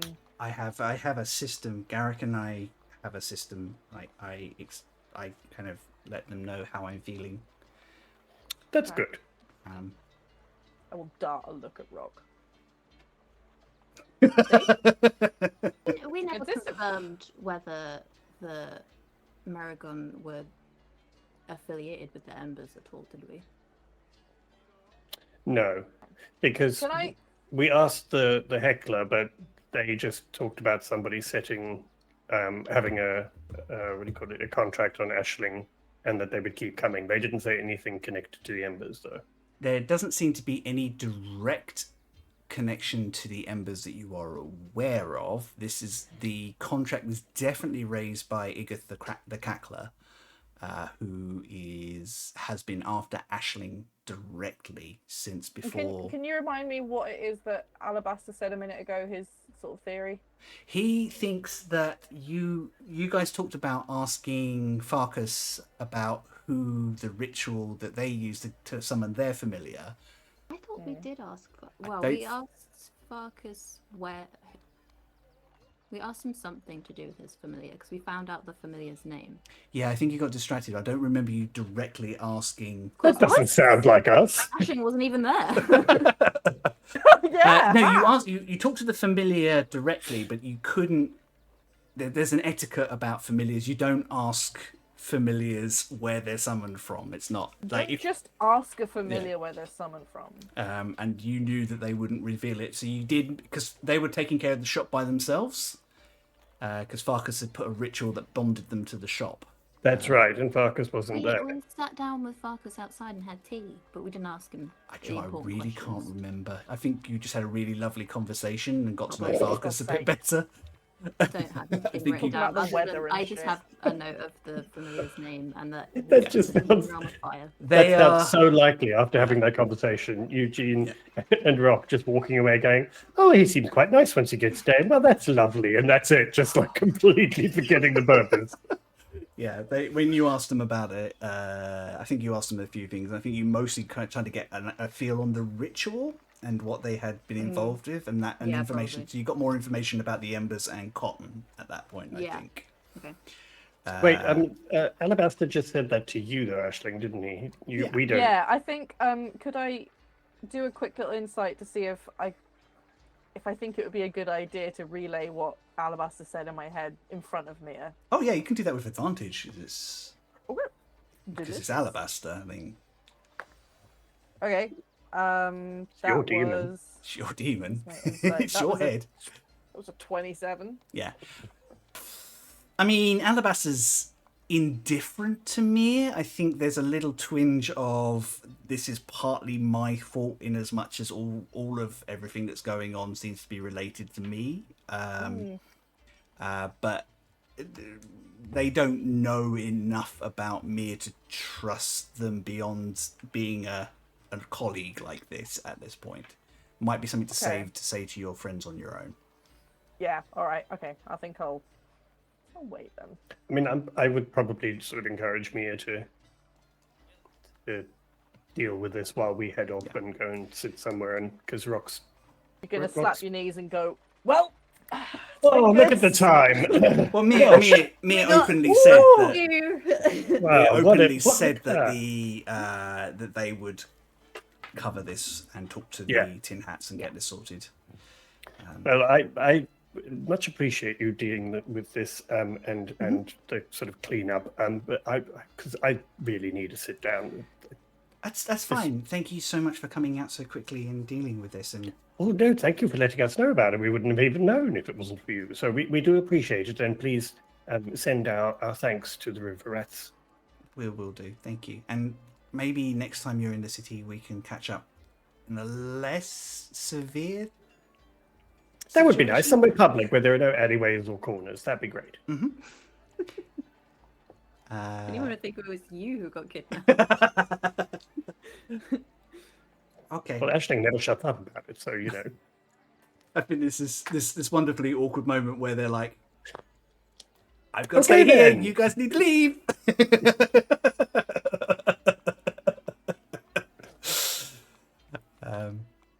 But they wave you off, and as soon as you're just out of earshot, you hear a like a pitch of whistles, almost like bird call, and then a couple of different responses from probably not too far away. I don't think it takes much for you all to realise that they are contacting other river rats in the area. The very subtle bird calls in the middle of the city. No one would know. Me and Charlie have the same brain. Ah, For fuck's dear. sake! Oh my god! Me. Between Dwin and I doing that every time we see each other on the street, it's Yeah. like. Anyway, We're all too in sync. We need to stop hanging out with each other. So is you- there? I'm sure I know that there must be some kind of ale house or something nearby. Oh, it's pubs all through the city, but I think you Party. guys want Look over there. There's a pub. Could we just sit down for a bit? I'd really like to sit down. That'd be great. Yep. Do you want to head home? Yeah, I'd like to sit down now, really. Do you Feel like Eugene guys? might want to sit down as well. You guys take a seat and take a rest, and can take a short rest as well. Spend any hit dice that you feel you need to. Nice. And All the hit dice. I think that is a really good place for us to take our break. We will be back about 25 to deal with the fallout of this situation and give the guys a chance to catch up and have a think about what they want to do next. Cool. Go to these facilities, grab yourself a drink, make sure you stretch, grab a breath of fresh air, anything you need to do. We will see you in about 10 minutes. We'll try and regroup and come back more sensible and competent. No, you won't. Don't lie to our wonderful got 10 viewers. minutes. Exactly. I said try. We love you very much, and we will be back shortly. Love you, bye. Bye.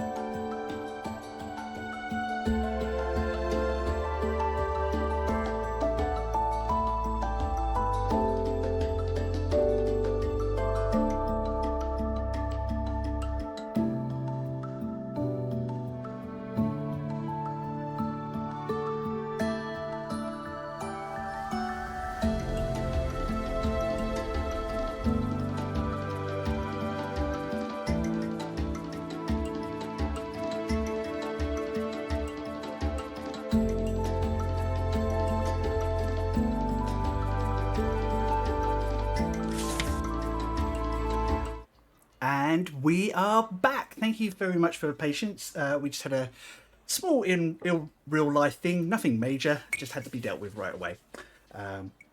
Cool. We hope you had a nice break, that you all stretched and the like. Grabbed a drink, not just coffee, water as well. Can't promise. Before our break, our three heroes faced down with the Merregon, a recurring enemy that has been a pain and a thorn in their side for quite some time now.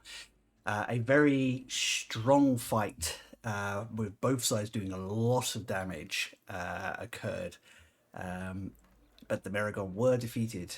Mir, their friend from the River Rats, who has somewhat changed since they last saw them, has promised to remain behind, and they have promised to deal with the matter in terms of talking to the Tin Hats and just explaining what happened. Our friends have just finished a short rest in the pub, having a quick drink and a sit down, bandaging some wounds, probably getting complaints from the staff in the nicest possible way about bleeding on their floor. They're used to it by now. Yeah, so you are in the middle of your short rest. You can wait it out here or head home when you're ready. I think you were heading homeward when we before this all started. Well, yes, I suppose we should head back, and well, we're heading out tomorrow, I think we said. That's The right. Yeah, the next- ship should be back today. You were going to give your guys a day's shore leave to kind of recover a little bit. Right. So probably the day after, I would have thought. But not long. Yep. Okay. Fair enough. But yes, I think as we're walking and talking, I'm just going to say to Eugene and Ashley, so do you think there's something we should kind of follow up with all of this, or the Merregon things? I mean, they keep popping. Yeah, probably. I will relay what Alabaster Missing a said to head these back guys. there. We don't want that to happen again. Yeah, And that's I think sort of now our that fault. we're But- away. It's not our fault. We Well, didn't I choose mean, to. We didn't behead the person, but I No. mean, we have a responsibility to deal with it, don't we? But, well, to try and make sure that nothing happens, we can certainly try. But we didn't know they were sort of coming, so it's not like we knew this was going to happen. Well, I mean, they did say they were going to come back. Well, yes, but I thought they'd confront any greater numbers. Yes. I thought they'd confront us. I didn't think they'd behead some poor man. Anyway, Well, they were probably trying to flush us out. Make But it worked. a general intelligence check. Everyone? Yeah, all of you, it's no problem. It's not particularly high DC. wow. Okay. Okay. No, I won't. You're a paladin now. You don't make intelligence checks. Yep. No, I'm now. I have armor on. I'm dumb. I got a 24. Also, Oh well. and I got an 11. 11. Theo took all of my role. Eugene, I think you realise that it's entirely likely if one of these things was sneaking around, the Tin Hat would probably have challenged it, and then this creature would have reacted, and a Tin Hat on their own probably not the match for one or two of these things. They're not seasoned adventurers like you. Yeah, I mean, we had a tough enough time fighting them. I can't imagine. But yeah, they hit very hard, and they hit me quite a lot. This armor's very good. Some of us don't have fancy armor. Well, I tried to help, but it's not my fault you're so squishy and fragile. I mean, honestly, if you were as sort of robust as your magic is, you have magic that just squash things in a second, but one little toothpick and you're bleeding on the floor. Speaking of which, I need So to rude. send some gold to that pub with blood on the floor. We should.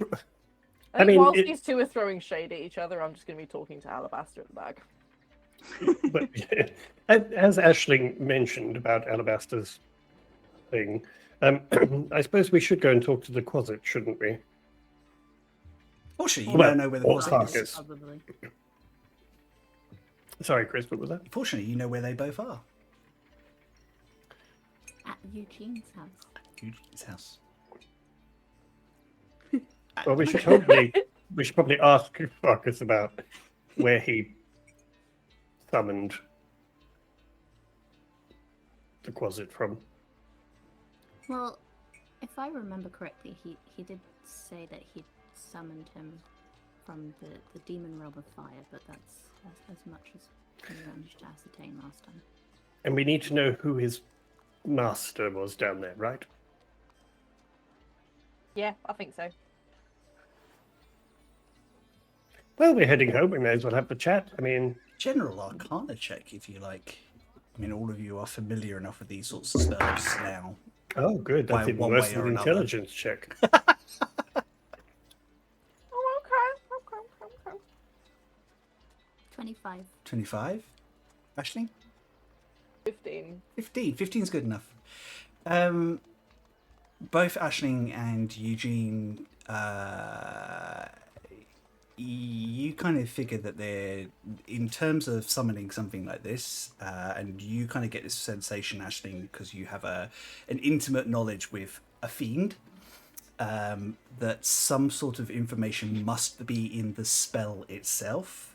Whereas Eugene, you're like, okay, so the version of the find familiar spell that Farkas learnt must have details about which plane or which plane of fire or which infernal plane the closet came from, and that might give you a hint as to who he serves or what overlord you're dealing with. Okay. Just need to go back through his search history. Amazing. And while you're doing that, Rock's going, oh no, I think I chipped the armor. Oh. Surprisingly, not a scratch. Oh! Oh no, it's not chipped, it's just a piece of Merregon. Okay, there we go. Creepy little doll's eye just stuck on you. That is horrible, Charlie. Well done. Uh-huh. I'm so proud. Thank you. Biblically accurate armor. Big- God. Oh, dear. Right, so, yes, so home then? Mm-hmm.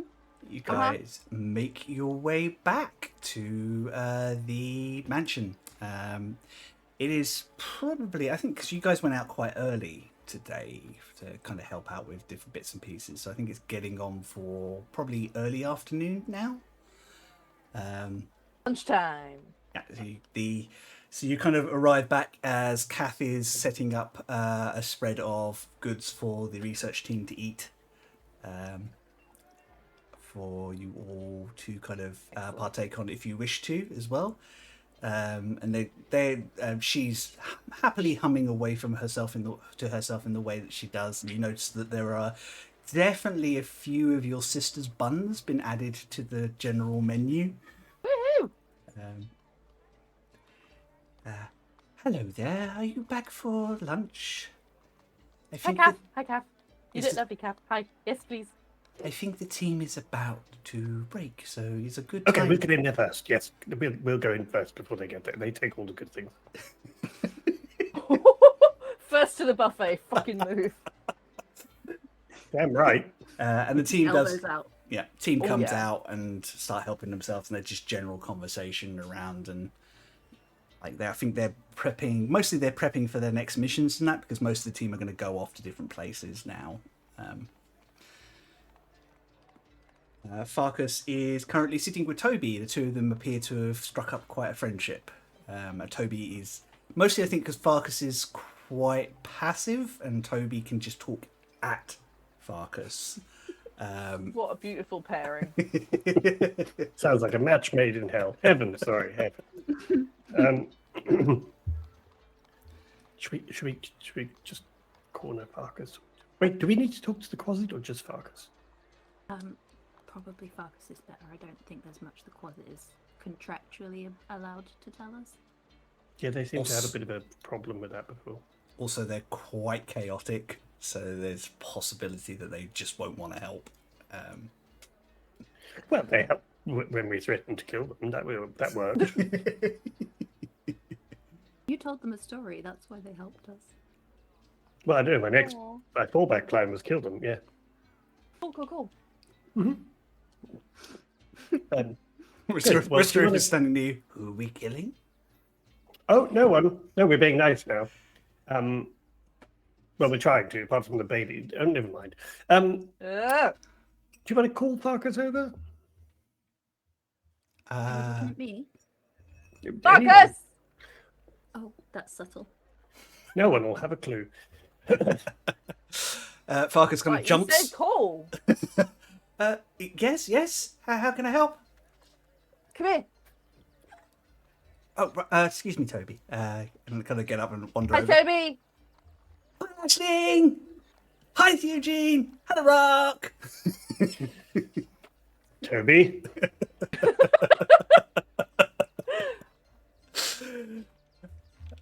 They. Gosh, so much energy, that one. It's great, isn't it? How can I help? Well, we were hoping to ask you a couple of questions about a spell. Which spell? Sorry, dropped an earring. Damn, heavy earrings. I'm going to assume that we are like away from the rest of the group. Of Yeah. Are we? Are you though? Are you though? I mean, is the low wisdom member of the party going to assume that? Well, That's. no, I'm joking. I am joking. I said to call Farkas over, and we were sitting a little separate from the rest, and they were all having their lunch and socializing. So I think we're a little bit away. Yeah, I think you are sitting off to one side, the three of you. So, well, I was just wondering about the spell you used to summon Ingrid. Is his name Ingrid? He goes. Igieth? No, you're thinking Igieth the Cackler. No, Farkas's Quasit goes by the Broker. Oh, that's right. So cryptic. But it's your fault. You put the idea into their head. We kind of did that. That's great. I love it. It's like, but yeah, you guys convinced them that now we're an information broker. Oh yeah, the broker, or Flamey as he was when he first showed up. Sorry, he was what? Flamey, Flamey. not the brightest Quasit. He's very loyal. But for he a named Quasit. himself. You didn't name him. No, that's what he came up. Flamey. And he likes the broker much more. He thinks that's very clever. Huh? Don't be surprised if it You're changes welcome. whilst you're away. Because, like, it was a think I'm fine week with he that. spent being called Watermelon. So, Anyway, back to the spell. yes. What about it? It's a standard Find Familiar spell. It's nothing very different from you and Pocket, I don't think, other than I learned at a more an infernal sort of level of it. I mean, that's quite a different coming from the infernal realms rather than. More along the lines of where you draw the energy from, but yeah, I see your point, Rock. The outcome is different, but the technique is very similar. I don't suppose you happen to know which demon realm Words are involved. originated from. Oh, would you like to have a look at the original incantation? That would be great. Yes, well, I say we, Eugene, would love to look at that. He pulls out his spell book, which he kind of flicks through, and he's got a number of different spells in there.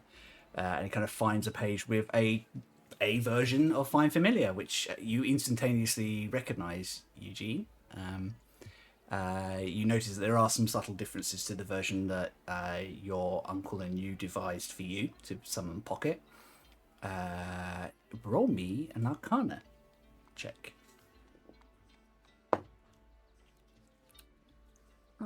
That's a 19. 19. So it is a demonic realm of fire. It is a prison realm. Sounds lovely. It talks about a it's kind of implying that it's one of the lower realms beyond the veil. I will have. I don't know. Do you talk to your friends about this as you're kind of talking about it? Yeah. Yeah. I'll have a religion check off of all of you, whilst Eugene is kind of describing roughly the shape and the style of the realm. Got an 18. Nice. Very nice. Yeah, weird. 12 from me. Okay. Oh, an 18. 18. Nice. Twinsies. Twinsies. Aisling and Eugene, this all starts to feel familiar. This feels like you don't talk about the dark gods and the fallen ones very often, but one Why not? They particular sound so name, appealing. one particular name has come up a number of times for you. This Quasit was summoned from the realm of the worm that devours. Oh, for fuck's sake. Okay, so that name has come up before. Yes. I remember that. Yes. Wasn't the worm that devours an enemy of who? The Chained King. Yeah, but someone else mentioned it recently, wasn't? Did the Allcaster mention the worm that devours? Yeah, probably. It's the worm that devours was, basically the other side of the war, like what caused them to have to lift the land into the sky. So, what you remember of the worm that devours, with that religion roll, is the worm that devours is the antithesis of the dragon of the eastern climes. They wanted to subjugate mortal kind under dragons and force them as slaves and sport. And the other dragons rose up against them and threw them down, and they were imprisoned for their crimes against the rest of dragonkind and the world at large. Since then, they have worked from the shadows to manipulate things to try and get back into the world to finish what they started. What Allcaster told you is that their agents attacked at the moment of the spell of ascension, taking advantage of the weakened state of the world to try and turn the ritual to the worm's advantage, so that they would take control of it and they would shape the world that rose. They failed, but in doing so, we lost the Chained King and Throne Shield. Because they basically thwarted that to give the others time to continue the spell. And that's a combination of what the Allcaster remembered, what you have put together from Aisling's visions, and some of the better roles that you guys have made for history and religion. And you weren't there, Rock. But when we were on the city, Aramaya, That's right. Diligence, he was fighting an agent that had basically summoned an aspect of the worm that devours, which is why what happened to the Scarred City happened. So, Farkas, was this a kind of conscious choice on where to pull your familiar from? Oh no, I mean familiars can come from all sorts of places. This is just a spell I learnt. You learned a spell to call a familiar from a prison realm of fire inhabited by one of the greatest evils of our history. Well, when you put it like that, I suppose it doesn't sound very good. Where did you find the spell? Is this just like available in a book somewhere, or? No, I learnt this version at the Thessalonian University when I was studying there. Before I ran out of money and my mother got sick. Sort that out. Of course you did. And they just readily teach this kind of thing. Who was it that taught you this spell? Just out of interest. Arcanist Delaway? I think I just had I don't know, it just was easier. I did think about going for Celestial, but they're lots more involved with the runes. I'll be honest with you, I was a lazy student. Fair enough. I mean, I obviously my magic is a little different, and so I don't understand all the ins and outs of this. It just seems like rather a it's fairly weird oversight to allow someone to summon something from a realm that is largely inhabited by evil.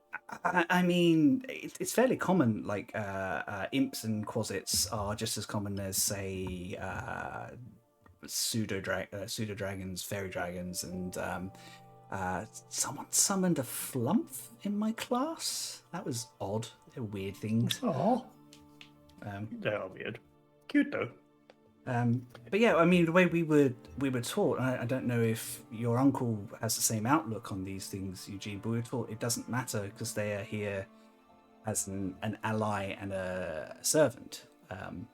Like, treat them well, they will treat you well.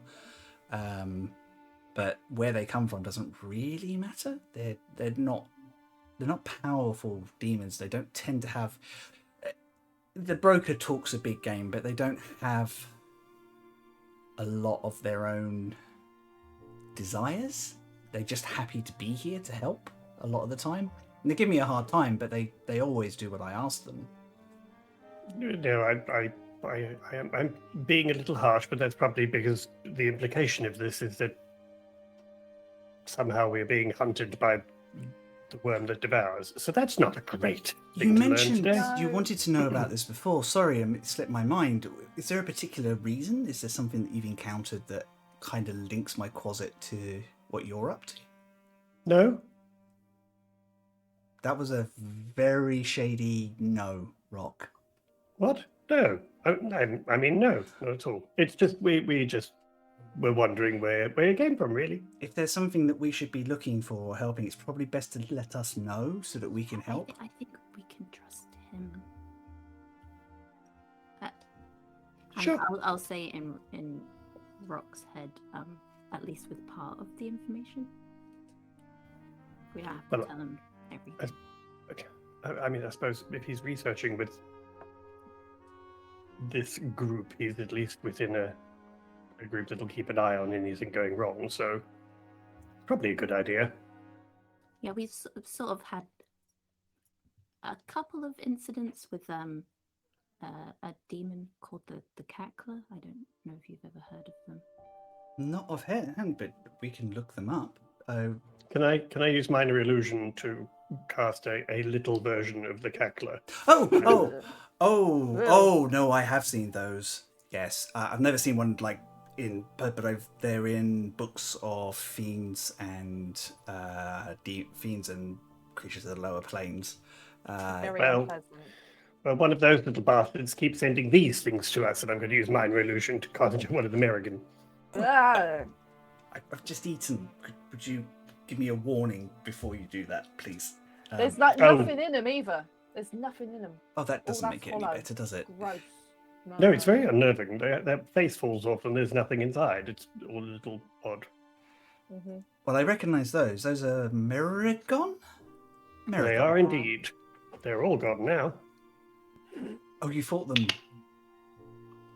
But yes. Yeah. Oh. Yeah, a couple of times, and they did mention that they were contracted, and that they would keep coming back until they got what they wanted. On this occasion, unfortunately, someone got hurt, and I'd really rather we dealt with the situation before it happens again. Right. They pull out a notebook and they start making a few notes and things like that. So, from what I remember at Merregon, they are, as you say, they're mercenaries. They're generally foot soldiers for more powerful entities. If they've been hired, they are persistent and they will keep returning. We know. Do you know? And you say, sorry, how is the cackler involved in all this? The cackler is the one that seems to be sort of heading up these little groups that keep attacking us, or at least was, and also mentioned to us that there was in fact a contract out, and so they would continue to keep coming, although we have dispatched several times.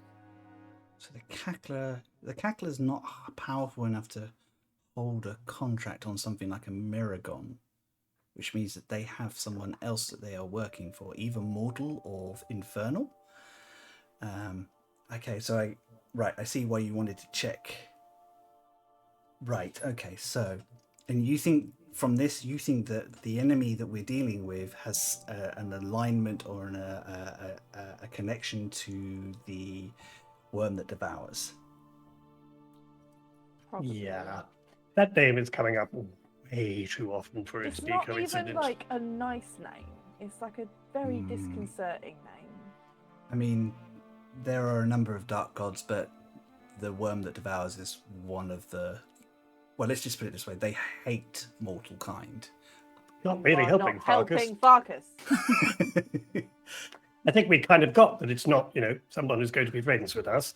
But we would probably, we could do with some help sort of finding out if there is a way for us to avoid or nullify a contract that is out on one of us. Kill the person who has the contract. Great. That's Right. Or get them to null the contract. Wait, but you're saying there's somebody between the worm and... Yeah, how do we find So out? so you're... very much doubt a god is that interested that they wouldn't pass this down the line to somebody else. Particularly, What do you mean? Of course they would. We're very important. We defeated a god before. Got badges. Okay. All your achievements are amazing and wonderful. Tread carefully with your This next is a words. very Farkas. arrogant god. He would not think that you are worth anything. So he would Well, he'd be definitely wrong. pass But anyway, off the duty. but I'm hoping you're right, because it must be easier to find the middleman than it is to go straight to the I mean, Yeah, if I you swear do we fought feel a like god killing, like just the other fucking month or something. yeah, I mean, if you do feel like killing the worm that devours, I think the world would be a better place without them. Give us You know a what? I bit. think we'll start with finding out who the middleman is. How about that? I think Grind that's some worth XP doing. first, please. So you have a cackler after you, Merregon after you. When did this start happening? Well, it started Um, a while ago, right, Ashton? oh, yeah. What, before the stuff with the island? Before you yeah. met me? Yeah. Yes. Yeah, because... Far back. Well, yeah, because your closet kind of... We asked them about it one day, and so that was already a thing. We already knew you and the broker. So it's definitely before that. But also, to in our defense, we definitely defeated them. So we kind of thought that was done, and then they kind of popped back up, and the cackler popped up as well, despite the fact that we definitely killed him. Yeah, he's been killed recently, actually, because he was sneaking up on you, Correct. and your captain shot him. That's right. Oh yeah, Yeah. that was fucking cool. So in our defense, we initially thought we'd kind of solved the problem, and then we discovered that this was going to keep coming back because we were quite gleefully told by the cackler that there was a contract out and they would keep returning. Yeah, that we won't. That everything we do is futile, kind of And vibe. to be honest, I'd kind of forgotten about it since then, but they've kind of popped back up again. Well, you have been a little busy, and empty threats from a lesser imp don't really sort of... But yeah, not so empty though, because there's a man with it lying in the docks. And Well, It's clearly... quite nice of them to wait until we got you back to life, though, Rock. oh, I'm thrilled. doubt that was part of their plan, Aisling, but it's a nice thought. Okay. Eugene and Aisling are going to hear in their head, wow, he's really not fast, is he? Aisling, sorry, if I feel like I'm going over details that you feel like you've already given, I apologise. I'm just making sure everything lines up in my head logically so that I can start I'm setting going to up. be no help with that. But everything that everyone's saying seems that this is focused on you. When was the first time you met the cackler? When was the first time I met you? First time was on your trip to Cloud's Cairn, having left Ladywell Farms for the first time. So the first fecking thing. Yeah. Cool. It was your pre-stream session 0. Oh yeah, so it was. Yeah, it was pretty much straight away. Wait, so you brought them here? Not on fucking purpose.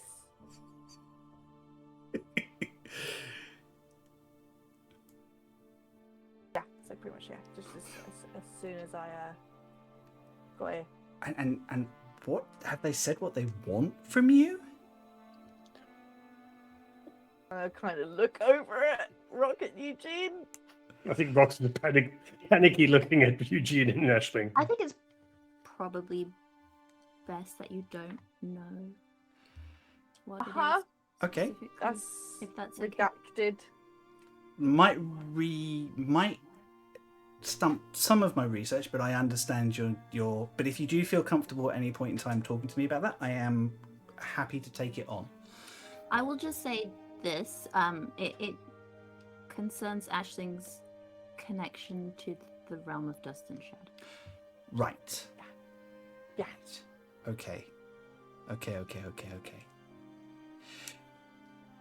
But as there's people obviously looking for Aisling and this whatever it is, I just maybe think it's better that like less people know, the safer everyone is. Right. Yeah. Well, I'm going to mention this to your uncle because I think he needs to know what I'm working on. But other than that, I won't bring it up in general as general research, unless there's anyone around here that you particularly trust to support me in this. I mean, I think if your uncle trusts the people in this research group, then I would take his lead on that. However, I do think that for now, perhaps just not tell lots of people. Well, everything. Toby. I promise everything that we research here stays in this circle, and you three. That's it. I think They all signed NDAs before they even stepped in the door. I think your uncle gives some information to Rebecca, but it's more of a general overview of this is how things are going, this is where your money's being spent, sort of thing, rather than, hey, by the way, we unraveled this deep, dark, magical secret. Ta-da. Well, as I say, any information as to how we could possibly nullify or even how we could find out who this contract is actually connected to, that's perhaps in the material realm, where we could have a little conversation with them. I might have an idea, but it's going to take me a little while to put together. So, but I'll send you some information once I have talked to some sources. Okay, well, we're heading off to Yes, you're off to the White Temple next. that's the one. So we'll be there for a little while anyway. Okay. But yes, we'd appreciate that. I will look into it. I'll talk to Tythig as soon as I can, and then I'll get on this. Yeah, it's a good thing that we're heading out because I can actually do some of this research in person rather than relying on other people, which is useful. Okay. Just try not to sort of do any research or put yourself in situations where you could die. I'm very, very keen on those sorts of research. No, I know, avoiding but those I know- sorts of research I situations. know how you research people get sort of carried away with stuff and just ask questions, and just be careful of who you ask questions from, because as we have discovered today, it's not just us who are at risk now, it seems. And let's not summon many more things from a place that's called Demon Realm of Fire. Oh, I'm not a summoner on anyone else's level. My research is very much different. My magic Just doesn't sound like the sort of menu we should be browsing from, To really. be honest, I just wanted someone to help out around the shop, Okay. and they're very good at Let's that. look at Flower Realm of Joy or something next time. Yeah. I mean, could you not just hired a kobold? Would that not have been... Oh, clearly you've never worked with a kobold before. I most certainly have, and they're at least as chaotic as your little closet. Yeah, but less bonded to actually being helpful to you. Just fuck off. They literally will just turn up when they want to. I mean, I'd very much like to argue with you, but you're quite right. Well, yeah, be careful, please. If you've defeated two attempts, they're only going to try something bigger to take you down. Yeah, we know. They learn. They're very smart, mostly. And they're unrelenting. So please be careful. Although, how long ago was it you fought them? He kind of looks at you, kind of all bandaged up. Yeah. What time is it now? Well, you might have some time then, because they'll have to. There was quite a big gap between the last one and the one that happened about 45 minutes ago. Okay, well, that gives us some time. That's good. Also, I'm sorry if people can hear noise. She's making a nest. I can't hear her. She's fine. No, I can't hear it. If I can't Okay, hear them, good. nobody at home can, so it's all good. Just, Nobody out there can, so He's so cute. ruining She's my so nice. duvet. that's fine. Look at her go. She's not ruining it. She's making it comfy. She's There you making go. it better. Oh, she's got to lick her ass now, so I'm going to cover her up. You filthy bitch. Right, well, I've got some notes to make. Thank you for trusting me with this. Please be careful. And I think they kind of go, you know, you don't actually need to eat when you're on this plane of existence. Why do you have 5 pickle sandwiches? And he kind of wanders off chasing his closet. Chasing their I'll closet. have them if you're not going to use them. When he said that, Ashling's like, because I'm oh. Yeah. Don't judge me.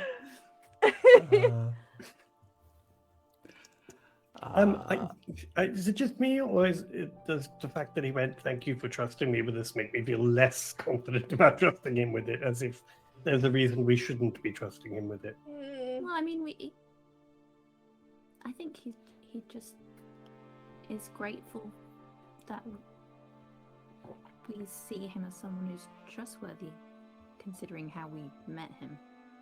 Yeah. I know I was going to tell him that Mia sends their regards, but I thought Nope. that might be a little rude. Anyway. I mean, he was never a bad person. No, but I can see why he's a little bit, I don't know, maybe pleasantly surprised when we do trust him with pretty pertinent information. I mean, he's made some significantly bad decisions. Oh yeah. I repeat, Demon Realm of Fire doesn't scream this is a safe and wonderful thing. I mean, I get he was a lazy student, but I have to be honest. I don't The think irony of throwing, Ashley. throwing stones from glass houses. What? Whose Hey, house my was he my throwing my stones at? demon's a good one. Well, alright? I'm just people with demons in their brains maybe shouldn't. I be- didn't know. I didn't know it was I didn't know he was a demon. I just picked up a thing. Well, exactly. Maybe he didn't. I didn't look at a catalogue and think, oh yeah, demon. Oh, subsection, realm of fire. That sounds great. Prison. Oh, prison? Prison Love realm of it. fire. Love it. Realm of fire / prison. Yes. All of these words scream excellent to me. Subcategory painful / hideous. Michelle Mine Poirot is says like, hashtag- oh, They've pretty, known that pretty little before jewelry they- box. Lovely. Would they have? I obviously know the find familiar spell. So does it work like you would know who you're summoning? You just I thought No, yeah. particularly at Oh. that level, you wouldn't have that level of arcane knowledge at that point. Farkas has developed it since, and you've developed it since. I'm not a summoner. I You don't know kinda shit. just- You were kinda like- just you would be cast the like, spell, ah. and you sort of like you get what you're given, kind of. Wait, so instead of pocket, you could have got some closet from the demon realm, prison realm of fire. Well, I guess so. Oh my god. But you just kind of I Wow. don't know. I like to You think wizards about are it that you hardcore. just get Yeah. the familiar that suits you.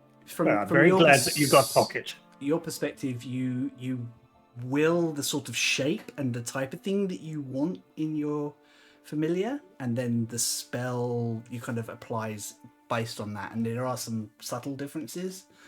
And you learnt yours from your uncle, who also, his familiar is also, despite the fact it's What shaped like a realm is dragon, Pocket from? celestial, isn't he? Yeah, he Yeah. is from Brother Moon's. See, that's much nicer than fucking high security, max security realm of sadness and bad things. Don't exaggerate, Ashling. It was just a prison realm of fire. That's much better. Hey, sometimes good people are in prison. Anyway,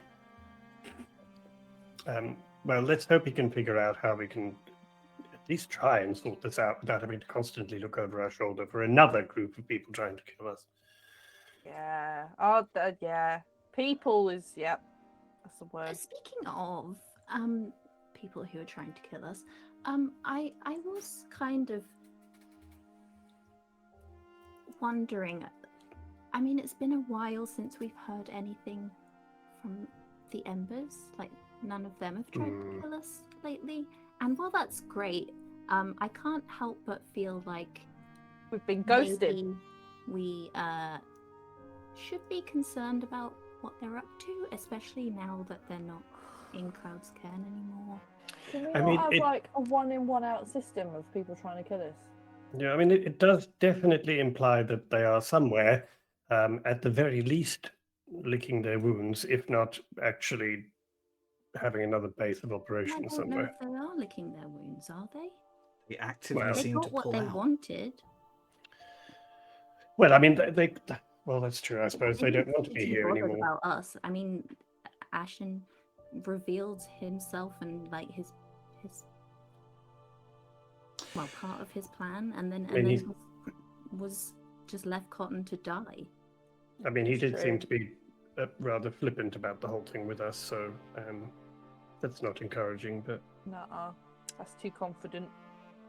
Which reminds me, did you guys ever show Rebecca or describe Ashen to Rebecca or Tythig or anyone like yeah, We We did. asked Rebecca, and Yeah.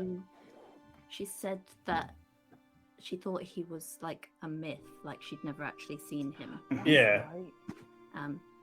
But yeah, that was the last time we spoke to her. I don't know if we've ever told Tythik, or described him to Tythik. I don't think you described him to.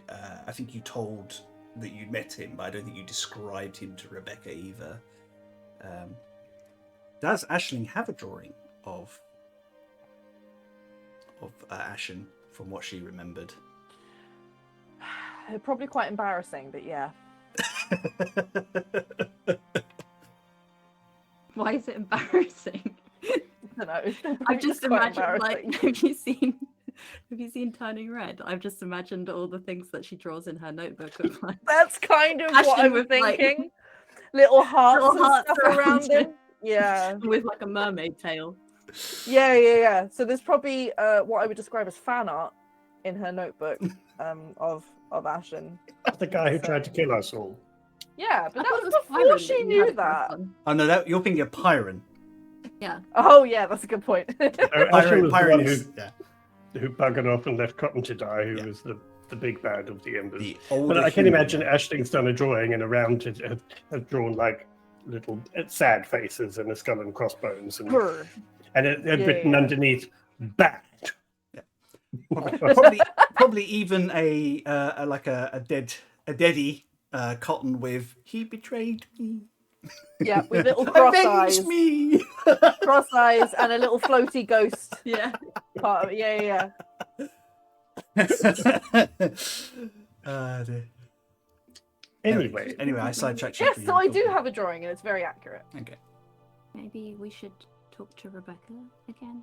I mean, I don't know. I don't know how much information she's going to have if they're not here I mean- anymore. Rebecca's, from what I gather, fairly well connected politically, etc. I mean, I would imagine if there have been rumors of Ember's activity anywhere, apart from possibly New Doan or, well, I guess, or the Empire, Rebecca would know about it. And actually, I think my sister would have told me if she'd heard anything in the Yeah, I Empire. was going to So, say maybe we should It's ask true. your sister. well, I can certainly ask her, but I would Well, imagine it's she would have told us. Her to keep an eye out for anything strange happening in the Empire that could. Well, and perhaps we can ask Rebecca to do the same and maybe put words out to those that she trusts to see if there are any rumors of Ember activity. Just Especially since mean- we're going away for a bit, they could do that while we're doing that. also, I mean, I'm just trying to get this is Wayne trying to get chronology right in my head. But after they upped and from Cloud's Cairn, it was after that that Aisling had the encounter with the Deadies on. Yes. It was. So actually, our last interaction with the Embers was them cleaning house. was them cleaning house there. Yeah, that's right. Fuck us. But if they're cleaning house on Cloud's Cairn and also at the temple, then where are they? You know that they sacrificed a significant number of their members to withdraw from Cloud's Cairn, but all the people that fought tooth and nail, and they were not able to capture any of them. They fell on daggers and the like, rather than reveal anything to the Tin Hats. But that whole situation was so chaotic, and it was so unexpected as well. And that was the point. Sacrifice this group of people so that we can get the rest of our people out. To where? Well, I think it's quite a good idea to perhaps pick that up with Rebecca and ask if they've had any word of any activity, or to see if she can find out anything about activity, because that would probably help us to know in advance rather than go somewhere and be surprised. You know that the Magpies, although they're not as big an organization, they are spread out through the scattered lands, and they are keeping an eye out as well. Because both Julie and Rebecca acknowledged that was what they were doing. Yeah, I remember that. I mean, so we've got another day here. Chris, would I know how to reach out to Julie? You would. I could cast something. You could cast sending. You could probably reach out to the local magpies. Although you're not an indoctrinated member, you know enough of their way that they behave that you can drop a message and it will get to her. Oh, that could take too long. I'm just going to ask Eugene, do you think you could send a message to Julie Deschange for me? Yeah. if you could just ask her if she is near Cloud's cairn in the next day. If not,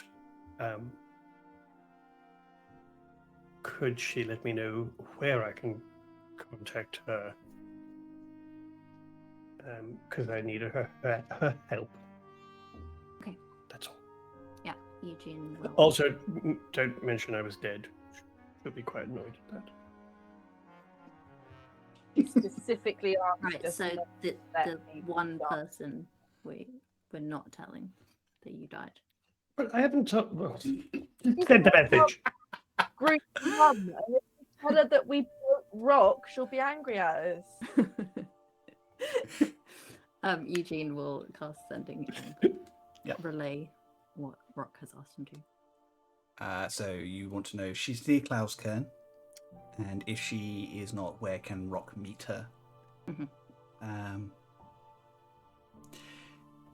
Takes a second, and you hear back.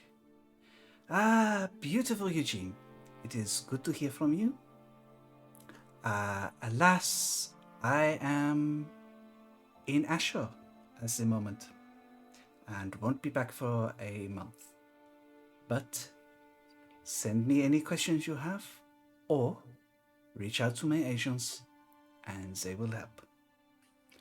Big kisses. I love I Julie. think Eugene is blushing because he does have a little crush on her. I think. I think so she's- Rock. As soon as Rock sees the blushing, Rock knows exactly what's going on because he knows Judy really well. Oh my god, it's adorable. So she's in Ashore at the moment, so quite far away. But she did say if you needed something to reach out to her agents, or we could send her whatever it is you wanted to know. Okay, well, perhaps at the end of today we can send a message if you are able to do so. And I will think what to ask between now and then we could just see if she could, if she's heard anything about any, what are they called, Ember's activity, or if she could keep an eye out for it and let us know. Because to be honest, the magpies are in some areas very clandestine, and so they may actually have the upper hand on noticing things like that compared to Rebecca or anyone official. And the last thing we need is the Embers surprising us. So Yes. knowing what they're up to would be real useful. I kind of get the feeling they aren't that interested in us anymore. Well, I'm still trying to understand why they were so interested in us and why that stopped then. Because they haven't got... Didn't get anything. Well, maybe they did get what they wanted. Ashling checks her pocket. See? Maybe they don't need the box. Maybe they just needed information, or maybe they need you to do something. Maybe it's not about them obtaining the box. Maybe it's enough that they just leave you to do what you're doing. I mean, you are They gathering... did kind of want it. They wanted it all together, didn't Exactly. Yeah, I was going to say, And you are maybe gathering pieces. They think the best way to do that is to let you do that. Well, then it'd be even more important to know where they are. So if we do carry on with that, we don't want them peering over our shoulder, waiting for whatever they're waiting for. Why? Do we have to carry on with that? What? I mean, is it The essential box? that we complete the box? Does Alabaster have an opinion on this? I mean, Alabaster wants to put the box back together, but Alabaster Yeah. also pushed you to put the key into the first temple, Yeah. even peer though there were pressured bits me. missing, and it seemed to work out okay. You mean the temple that Rock died in? That one that Mhm. worked out okay, yeah? Yeah, It worked worked out really okay well. for Aisling. I think that's what was I implied. mean, Yeah, it worked out great. The key worked fine. The party that went in, that's their problem. You didn't stay dead. What's the problem? But I do feel like we're kind of walking straight into what they want us to do, and I'm slightly concerned because if they want us to do it, then it means that the end result is clearly something that would benefit them, and that doesn't bode well. Yeah, I just can't quite figure. I know that these things are all connected somehow, but I just can't quite figure out the specifics. And honestly, it's driving me kind of mental. Well, there's a I lot would of- say we would help, but I don't think it would help. I mean, there are a lot of moving pieces, no pun intended. There is a lot happening, and we seem to be pulling all sorts of threads. And while they are coming together, it's still just currently a handful of threads. The connecting factor thus far is the realm of dust and shadows. Not necessarily Ashling, but everything we're doing, even the temples, Well, yes. they're drawing power from the realm of dust and shadows. I mean, from, as we've now discovered, from the very beginning, even the effects of the experiments on Mia, we've just seen that their magic is reminiscent of Ashling's, which is drawn from the realm of dust and shadows. That's true. And all of the magic circles that the Embers were using had links to the realm of dust and shadows, and were either involved in summoning something or holding something to this plane. So my fear is that they're trying to summon something. And when we were in the mines, they were getting all those crystals to get more power. And in my experience as a summoner, that's probably not a good sign that they're gathering lots of powerful things in order to summon something, because that would kind of suggest that it's something huge and dangerous. It's not the worm, is it? I mean, that was kind of where my thoughts were. I mean, it wouldn't be the first time that someone's tried to summon a dragon. But then, but then is the box connected to somehow helping release the worm? Well, How would that work? the box may be the key to restoring the realm of dust and shadows, which may mean a bigger power source. I mean, Oh, this is if it's the True. power source for bloody everything so far, then yeah, that makes sense. because the realm of dust and shadows at this moment is not as it was, right? And Mm-mm. No, there's a research crack in it. into the puzzle box was that it was the key to the 13th seat, which would suggest that once it's completed, perhaps it will do something to restore the power of the realm of dust and shadows. But what that would mean is that then, quite literally, there is somewhat of a seat to be filled. Yeah. And currently, we know of two powerful entities that wanted to occupy that seat. And we have no idea where the person who's supposed to sit in that seat is. Yeah. It's We in the do? box. It's in the box. I'm sure it's in the box. Or maybe. Ashling's like rattles it a bit. As always, it never makes a sound. If you throw it on the wall, it's like very, really hard. She very, very nearly does. Because she's very suggestible, funnily enough. But Okay, well, we're not going to solve this tonight, I would imagine. But we probably need to have a few more conversations like this, because it probably helps to bounce ideas around. yeah, Well, I say it helps me. I don't know if it helps Eugene at all. Probably makes it worse. probably doesn't. Sorry, Eugene. It's okay. It's just a kind of a constant background noise anyway. So Wait, do you have an actual board with the red threads and stuff? Do you? well, not a board. I do have a book though, notes. We know you've got books, Eugene. But yeah, I mean, We've been hanging out for a while. You're a special book with the clues to this. Yeah, a book that I just specifically write the things related to this particular problem. You see, Aisling, there are books that are just on one topic specifically. It's remarkable. Why?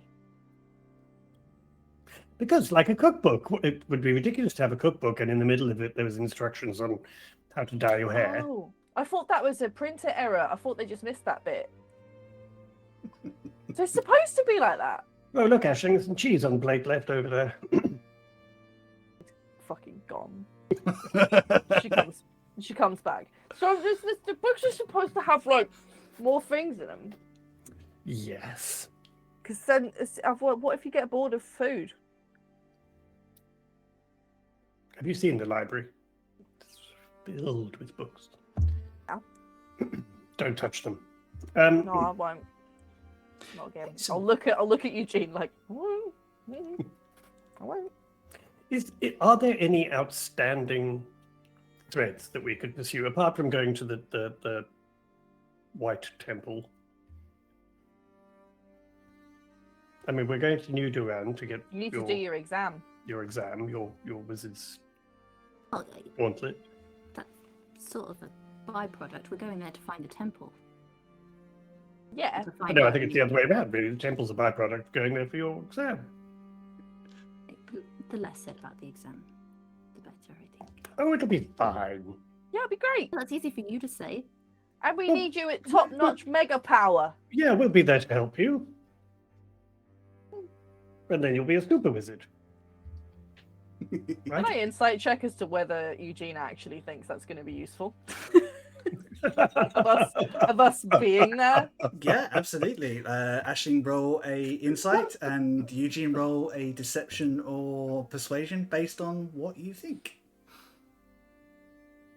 I'm going to use my daily ability to roll with advantage. Yeah, absolutely. Probably don't need to. Okay, what was a 22? Yeah, I got 13. Okay. Does Eugene feel that becoming a more powerful wizard is useful? And us being there will actually help. Yeah, no, that's what Aisling wanted to insight check. Yeah. I think he does think that obviously there's part of him that is very comforted by the fact that you guys will be there. Whether you will directly help in the taking of the exam, maybe not, but We'll be excellent hype men. yeah. Bad PAs. But he does feel comforted by the fact that you will be there. Okay.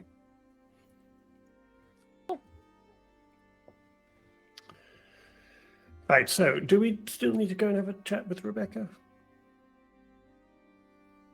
I don't know that there's much more she's going to be able to No, tell us, I honestly. can't imagine. And I will ask my sister to keep an eye out for any rumors within the Empire, because it's probably the only place one of the few places that Rebecca may not hear rumors from. Has Campbell gone back or is she still around? Oh, she's still around. She's going back when we leave, I think she Oh, that's right. Yeah, Yeah. she's going to see you off, and then she's going to make her way back. She's doing some trade deals with Rebecca basically to cover the reason why she's down here. said. Been here so long, Yeah. Okay. So she's sorting out some trade at the moment, and she's been helping Valindra and Evelyn set up a little bit with some of the paperwork and things and budgeting and stuff. So she's keeping herself busy, doing what she does best, which is running a house, basically. But she and Valindra and Evelyn are all still out because it's like they said that they would give you all some space to spend some time with the research team and figure things out and the like. Yeah. Although it is about this time that Tythik does wander into because you guys are in one of the side rooms. There you are. Just heard from young Sid. They are. I just got off a sending spell. Yeah. And they say that they have arrived and they're just unloading. and they should be able to restock within the next 12 hours or so. So it'll be the time that we sort of suggested. They'll probably be ready to go. Well, we're giving them the day off. We're good Oh, employers. excellent! I'm fairly certain they will be very glad for that. So we can leave sort of towards the end of tomorrow then. Yes, or the following morning. You're entirely up to you. And it's only Oh God, if they've got a day off, they'll probably all be drunk by afternoon. So perhaps the next morning is a good idea. Yeah, give them the morning to have a barocca. But unfortunate, with from what I understand of the speed of the Dragon's Hope, it should only take you a couple of hours to get to the White Temple. Yeah. Good. Perfect. Um, Less time for things to attack us. are you all right? You look a little battered. No, honestly, I feel dreadful. But we had a small encounter. We had to sort some stuff out. But Anything we can help with? Did some hero stuff. Oh. Yes, healing. Healing would be lovely. If you have anyone available for healing. Toby is quite proficient with healing magic, from what I understand. Toby! Good. Ashling's well excited. Hope you gave them a good drubbing. Yep. It's good to say that. Oh, yeah. So he calls Toby over, who very excitedly comes over. Has been waiting for you to invite them to come over and do healing.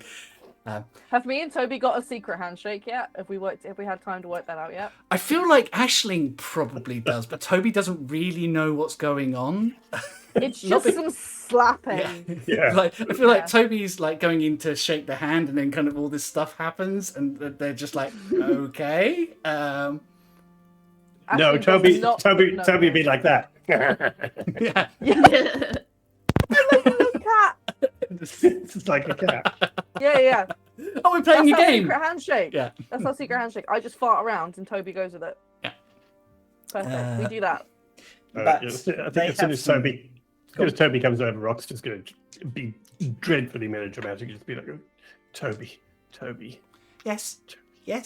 I need your help. We had a terrible combat earlier today, and I feel dreadful. I've heard you are remarkable at healing, so if you could help, that would be so appreciated. Oh shit! You're level 20. You're That- done. No, natural 20 on their insight to see that you're basically. Oh. I'm trying to make them feel good. Rock, come here. What? It's very important you come down here.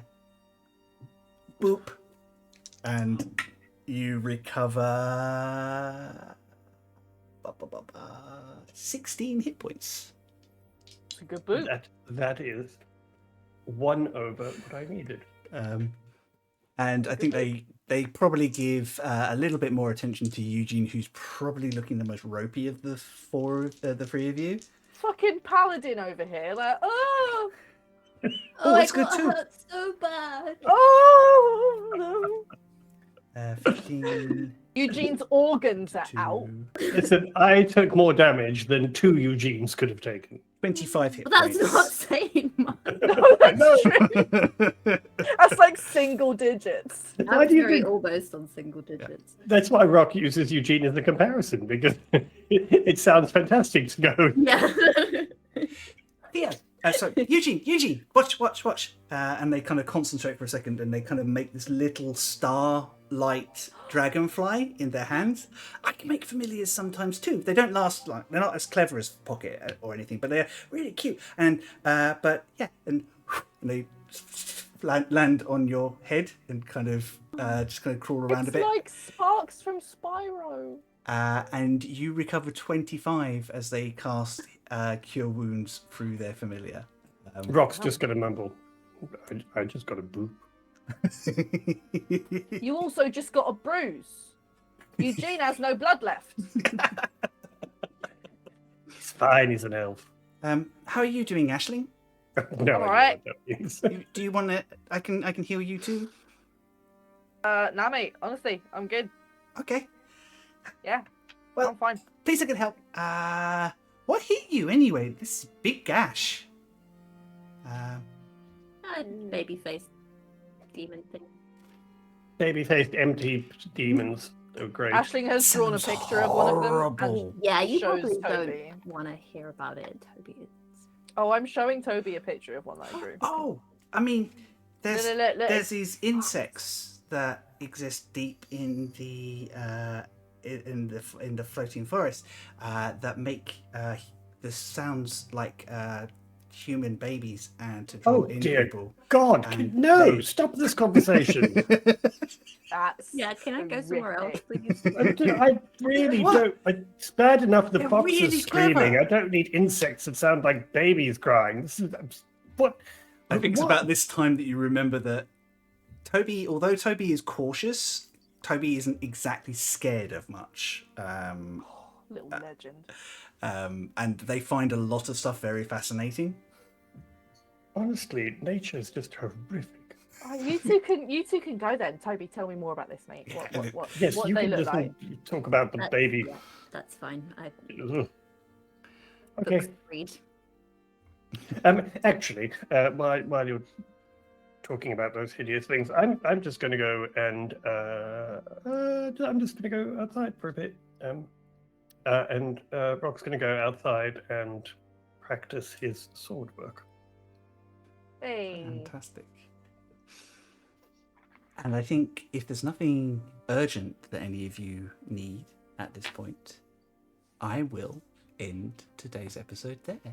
Because it is 6 o'clock on the nose. Boop. Ooh. Oh. Yes, look, Hiccup's telling me it's 6 o'clock because it's food time. Yep.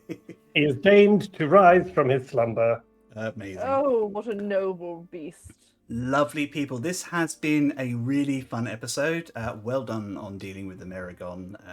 That was a good, fun fight, and it was nice to kind of get you guys back in the action and get you to play with some of your new toys as well. Hell yeah. Quite cool. I haven't even used my pocket goat yet. Well, I mentioned to Chris the other day, you have the pocket goat and you also have your little furry ball bag of Sorry. phrasing.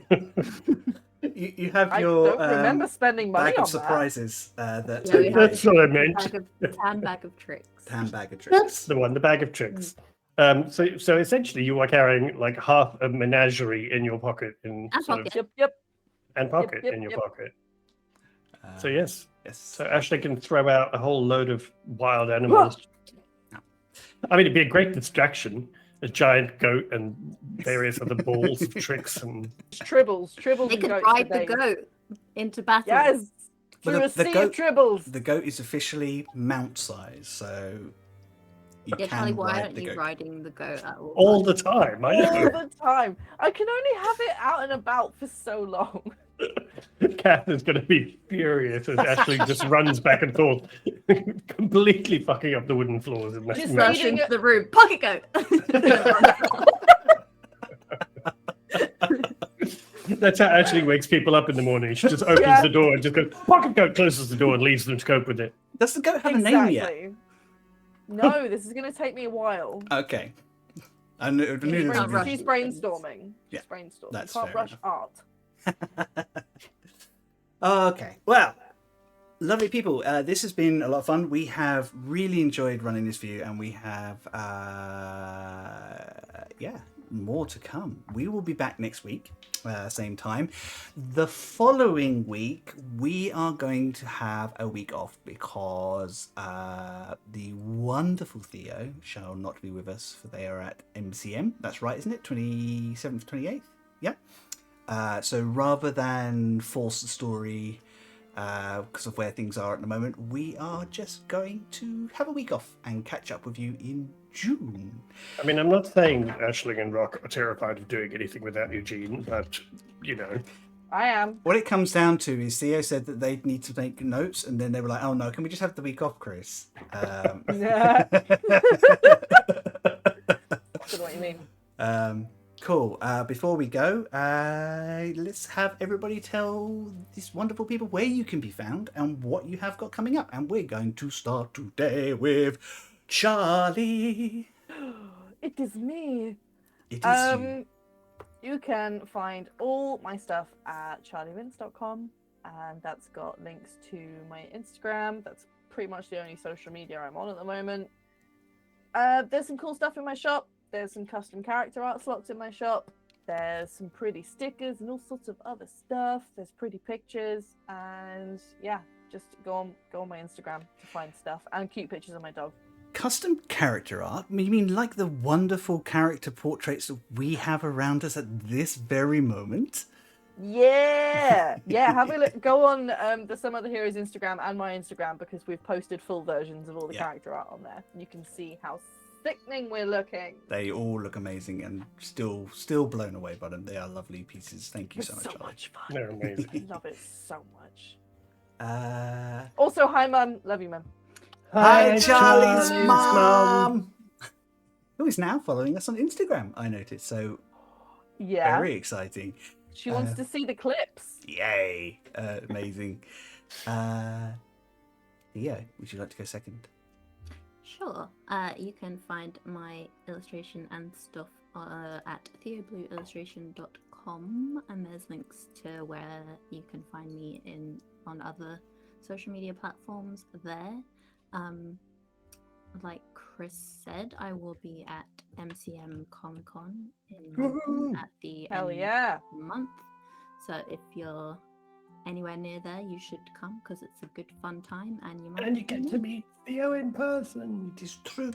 Yes, and in the meantime, I can be found making playlists on Spotify, apparently.